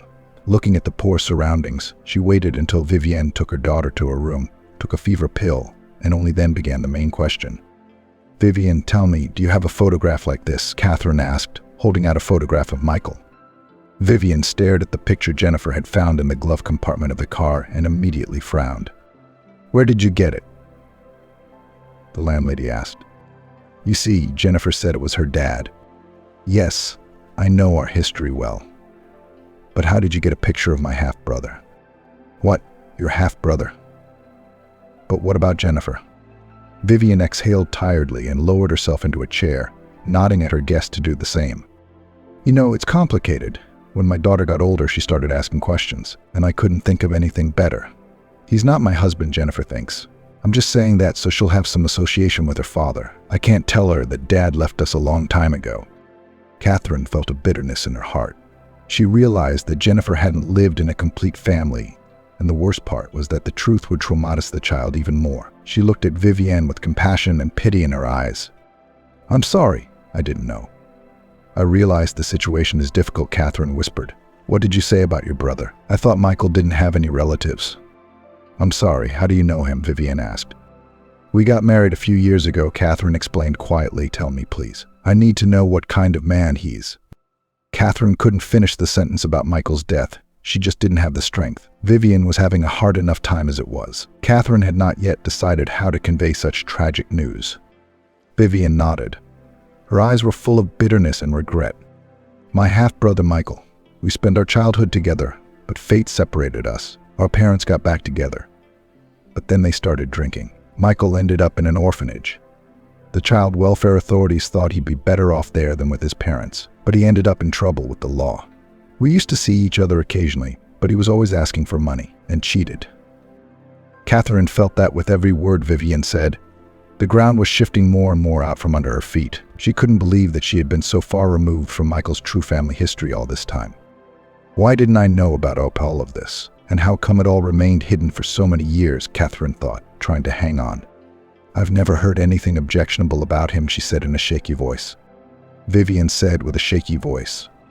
"Apparently, Michael was good at hiding his problems. He was a skillful swindler, cleverly disguising his real identity. We were all deceived." Catherine felt defeated. Catherine looked at Vivian, seeing the reflection of her own emotions in her eyes. Pain and disappointment encompassed them both. "What are we going to do now?" Catherine asked and exclaimed. "You'll probably go home, and I'm sorry, I'll keep lying. Not much will change in the world for a daughter. But believe me, you were living with a man you didn't know at all. Michael died a few days ago. I went to identify his belongings today because the body was so burnt that there were no distinctive marks." Vivienne suddenly coughed. "Look, I'm sorry that Michael was able to cause you so much pain, but you really don't know what you're talking about," Vivian said with difficulty. "I won't believe he's dead until I see it with my own eyes. And even then, I won't accept 100% probability. My brother has done me a great deal of harm in my life." She shuddered with coughing again, clamping a tissue over her mouth. "Well, I'm sorry to bother you. I should probably go," Catherine said, embarrassed. "I'll be on my way. Sorry again, of course. And thank you," Vivian breathed out, walking out into the hallway. Catherine sighed with some relief. The difficult conversation about her dead husband was over, at least for this day. She felt like she needed to leave, to go home, to digest everything that had been said. But when she stepped outside, she met a wall of snow. "There's no way to get through," Catherine whispered, looking around. "We'll have to wait until morning or hope that someone will drive by and help." There was really no point in hanging around outside waiting for someone. The wind was blowing harder and harder, so that no one in the whole village thought of turning their nose up at the street. "You'll learn," Catherine muttered, walking back into the hallway. She returned to Vivian's house and found her and Jennifer in the living room. The atmosphere in the room was peaceful, as if they had created their own little island of warmth and comfort in this snowy captivity. Nothing had really changed for them with Michael's death, just a little family that continues its little life. "Catherine, you're back," Vivian said in surprise. "The road snowed in." "I can't get out," Catherine shrugged. "Can I stay here until some help arrives?" "Sure, stay as long as you need to. I'll make up a bed for you on the sofa." "No, that's okay. Can you tell me where you have a tractor around here? Can I rent one?" "You won't see anyone until morning," Vivian shook her head. Vivian said, "Stay." Catherine nodded gratefully. She realized that Vivian and Jennifer had their own difficult experiences, but despite that, they had opened their doors for her to help in her talp. Catherine sat down in the chair next to them, and allowed herself to relax a little. "Catherine, are you all right? Why are you sad? Is it because of the road?" Jennifer asked. "No, darling. I'm just a little tired." Inside, however, mixed emotions raged. Catherine was still worried about talking about Michael, but now there was added anxiety about her future. She felt confined, trapped in this snowy captivity, and it made her feel helpless. Jennifer climbed out of her mother's embrace, walked over to Catherine and put her hand on her knee. "So let's you and I find something to do to take our minds off of everything. Maybe play some board games or watch a film?" Catherine smiled gratefully. She realized that she needed to take her mind off her thoughts and let herself enjoy the moment. She agreed, and together they spent the evening playing. And even for a couple of hours, she stopped thinking about her collapsed life. Spending a few days visiting Vivienne and Jennifer had to be done. Catherine struggled to get out of the snow, barely clearing the roads with the tractor, and headed home. "Thanks for the shelter," she said goodbye to Vivienne. "It was nice to meet you. Come round again sometime. Jennifer seems to have grown fond of you." Catherine had so much to do, including organizing Michael's funeral, that her heart was pounding with tension. Every minute was precious. "Something's not right here," Catherine said, as she pulled up to the gate. As soon as she stepped out of the car, she felt something wrong. Catherine entered her house and her eyes turned to the ruined room and the open safe. The money meant for Michael's funeral had been stolen. It was as if the key had been thrown on the floor on purpose, taunting the landlady. "Who would have the key?" Catherine said in a deadened voice, as she looked round the overturned office. But who could have known they were hidden here? Her heart clenched with grief and rage. She realized that all of this had happened while she had been at Vivienne and Jennifer's, but who was ruthless enough to rob her house? Emotions raged inside: fear, anger, despair. "As if I didn't have enough trouble. And now this," Catherine shouted. The lid of the hiding place had been twisted off. Only 2 people knew of its existence, one of whom was already dead. Catherine began to think feverishly about how to get out of the situation. "Okay, let's say I still have some money left," she said, pacing around the overturned office. "It should be enough for Michael's funeral." But Catherine immediately restrained herself. She couldn't afford to doubt or get upset right now. It was necessary to gather all her strength to organize the farewell ceremony. As it should be, Michael's funeral was the saddest and most mournful day of her life. Catherine didn't know who to invite to the farewell, so she just made a mailing to all the contacts in Michael's phone that she found in the car. Some of the guests did get together. "Excuse me, may I have everyone's attention?" A man's voice suddenly sounded. An unfamiliar businessman with sad eyes took Catherine under the elbow and gently took her aside. He spoke to her in a quiet but confident voice. "I know this is going to sound delusional, but your husband is alive. He borrowed a large sum of money from me and paid it back yesterday. I don't know where he got it from, but I saw him with my own eyes, alive and unharmed." The businessman's words literally pierced Catherine, making her heart sink. "It can't be," she breathed out, trying to cope with shock. Michael burned up in that car. There was no way he could have survived. "Maybe there was someone else in the car," the businessman replied. "I know he was playing cards at an underground casino, and that's probably the only way Michael was able to pay back the money he borrowed from me," the businessman said with a hint. "What on earth is this?" A mixed feelings filled Catherine: surprise, hope, and anger. She couldn't believe that Michael could do this to her. He was alive, and all of his absences and mysterious trips were due to his dangerous passion for gambling. After all these years together, could he really do this to me? "I don't know how well you know your husband, but in our circles he is considered a rather unreliable subject. I have come here today to warn you of this deception." "It's just as Vivienne said," Catherine thought, feeling her heart torn apart by deceit, betrayal, and grief, but she was determined. She had to find out the truth, find Michael, and make sense of all the chaos that had engulfed her life. Catherine was badly shaken by the revelations of the businessman, who later introduced himself as Bill. Now she understood. Michael's constant absences had a connection with his passion for gambling. Everything began to make sense. And now Catherine finally understood why her husband so often disappeared and returned with money. There was no business, just cards. "Strange that in the end only you, in fact a stranger, came to help me," said Catherine. "I have nothing better to do," Bill shrugged. The man with sad eyes, in addition to everything else, turned out to be a widower. At first Catherine was wary of his help, but then she realized Bill is really just lonely, and this adventure helps at least a little variety of life after the death of his wife. "So, look," Bill said, showing some papers. "I've spent days and nights constructing a logical chain of events. Bill continued to talk about his plan to catch Michael, and Catherine just listened, unable to answer anything. Her whole being was filled with an internal struggle between the desire to believe in the man she had once loved and the unwavering certainty of his guilt. Her heart was torn with grief and betrayal, but she could not allow herself to break. Anyway, then I hired a detective, and he tracked Michael down at the flat, Bill said. What? Catherine perked up. Well, Michael just moved all the loot to another place and didn't even think to hide it somewhere until better times. I'm sorry, I didn't wait for your approval and just called the police. Why didn't you consult me? Catherine was instantly turned on. Her heart sank with longing and grief at the realization that she had been deceived after all. Catherine realized that her life would never be the same again, but it was as if she wasn't prepared to go through all this, even to find the truth and ensure justice. Look, I'm sorry, okay. Bill raised his open palms in front of him. But this man is dangerous, and you don't seem to be able to think straight right now because of your feelings for him. It wasn't your personal decision. I had a right to be involved. Yes, but I chose to protect you and provided evidence to law enforcement. It was a few days filled with questioning, investigation, and worry. Why wasn't I called before the investigators? Catherine asked, confused. Anger began to slowly subside in her soul. She began to understand what Bill was saying, telling her that he wanted to protect her, only imagining that she would have to go through a series of interrogations and explanations. Catherine felt dizzy, weak. No, seeing Michael through the bars was beyond her. I specifically asked not to disturb you just yet. Bill shook his head. But it's over now. Yeah, he's going to be locked up for a long time under fraud, burglary, breaking and entering. It's a whole bunch of stuff. I don't think I'm ever going to feel safe. Catherine put her arm around my shoulders. Don't worry, I'm here for you. So put protection from the bad guys in my hands. Bill winked. By the way, do you want to see him? No, Catherine exclaimed, covering her face with her palms.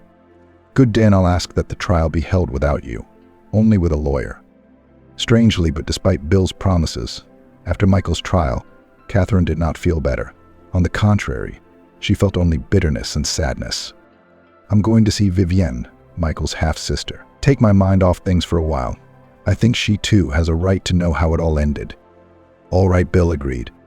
The whole story had helped them to bond. They kept in touch even after the investigation was over, and Bill kept Catherine safe. Left alone, she was pleased by such courting, and she even began to feel some sympathy. Besides, I think there's something wrong with Vivienne. I rang her the other day, and she couldn't even speak without coughing. I'm sensing it's a bad cold from the wormwood, and was there ever a wormhole? After saying goodbye to Bill, Catherine switched off the phone and turned down a familiar suburban road. Her heart pounded restlessly, making her worry for her friend. Hi, how are you doing? Catherine asked loudly as she entered the familiar hallway. Catherine, are you? Vivienne said weakly from her room. Come on in, mate. You're not well at all, Catherine said excitedly, finding her mistress lying on the bed. Jennifer's mother looked haggard, thin. It's nothing. I just didn't sleep well, Vivienne said, dropping her hand to the sheet. Even Jennifer doesn't believe you anymore, Catherine said reproachfully. Now more than ever she realized that the situation with the illness was more serious than she had expected. That's enough pretense. Let's go to the hospital, Catherine said sternly. No way. I'm not going anywhere, and don't even argue. Catherine helped her friend into the car, and 40 minutes later they were already in the emergency room of the best city clinic.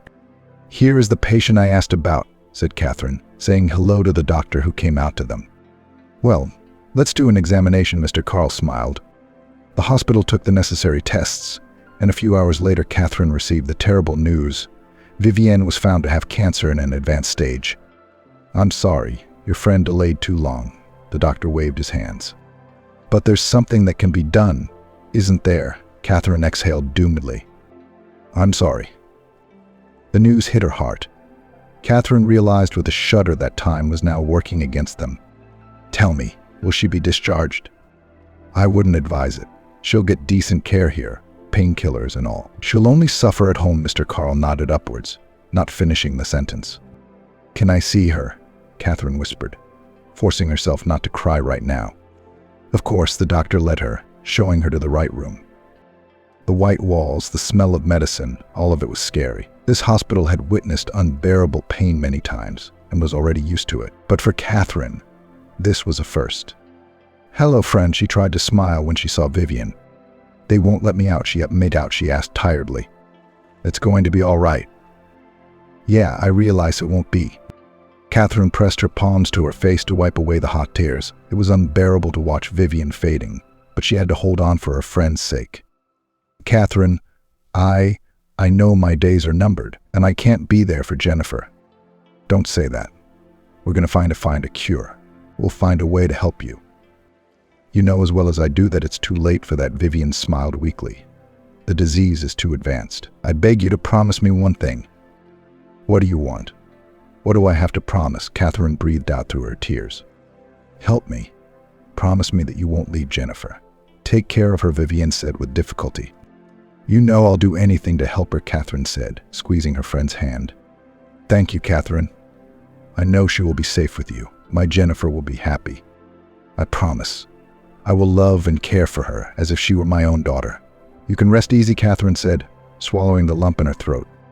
Thank you. You know, I'm glad I'm not alone right now. Vivian leaned back on the pillow. Her hand loosened and the instruments began to beep suspiciously.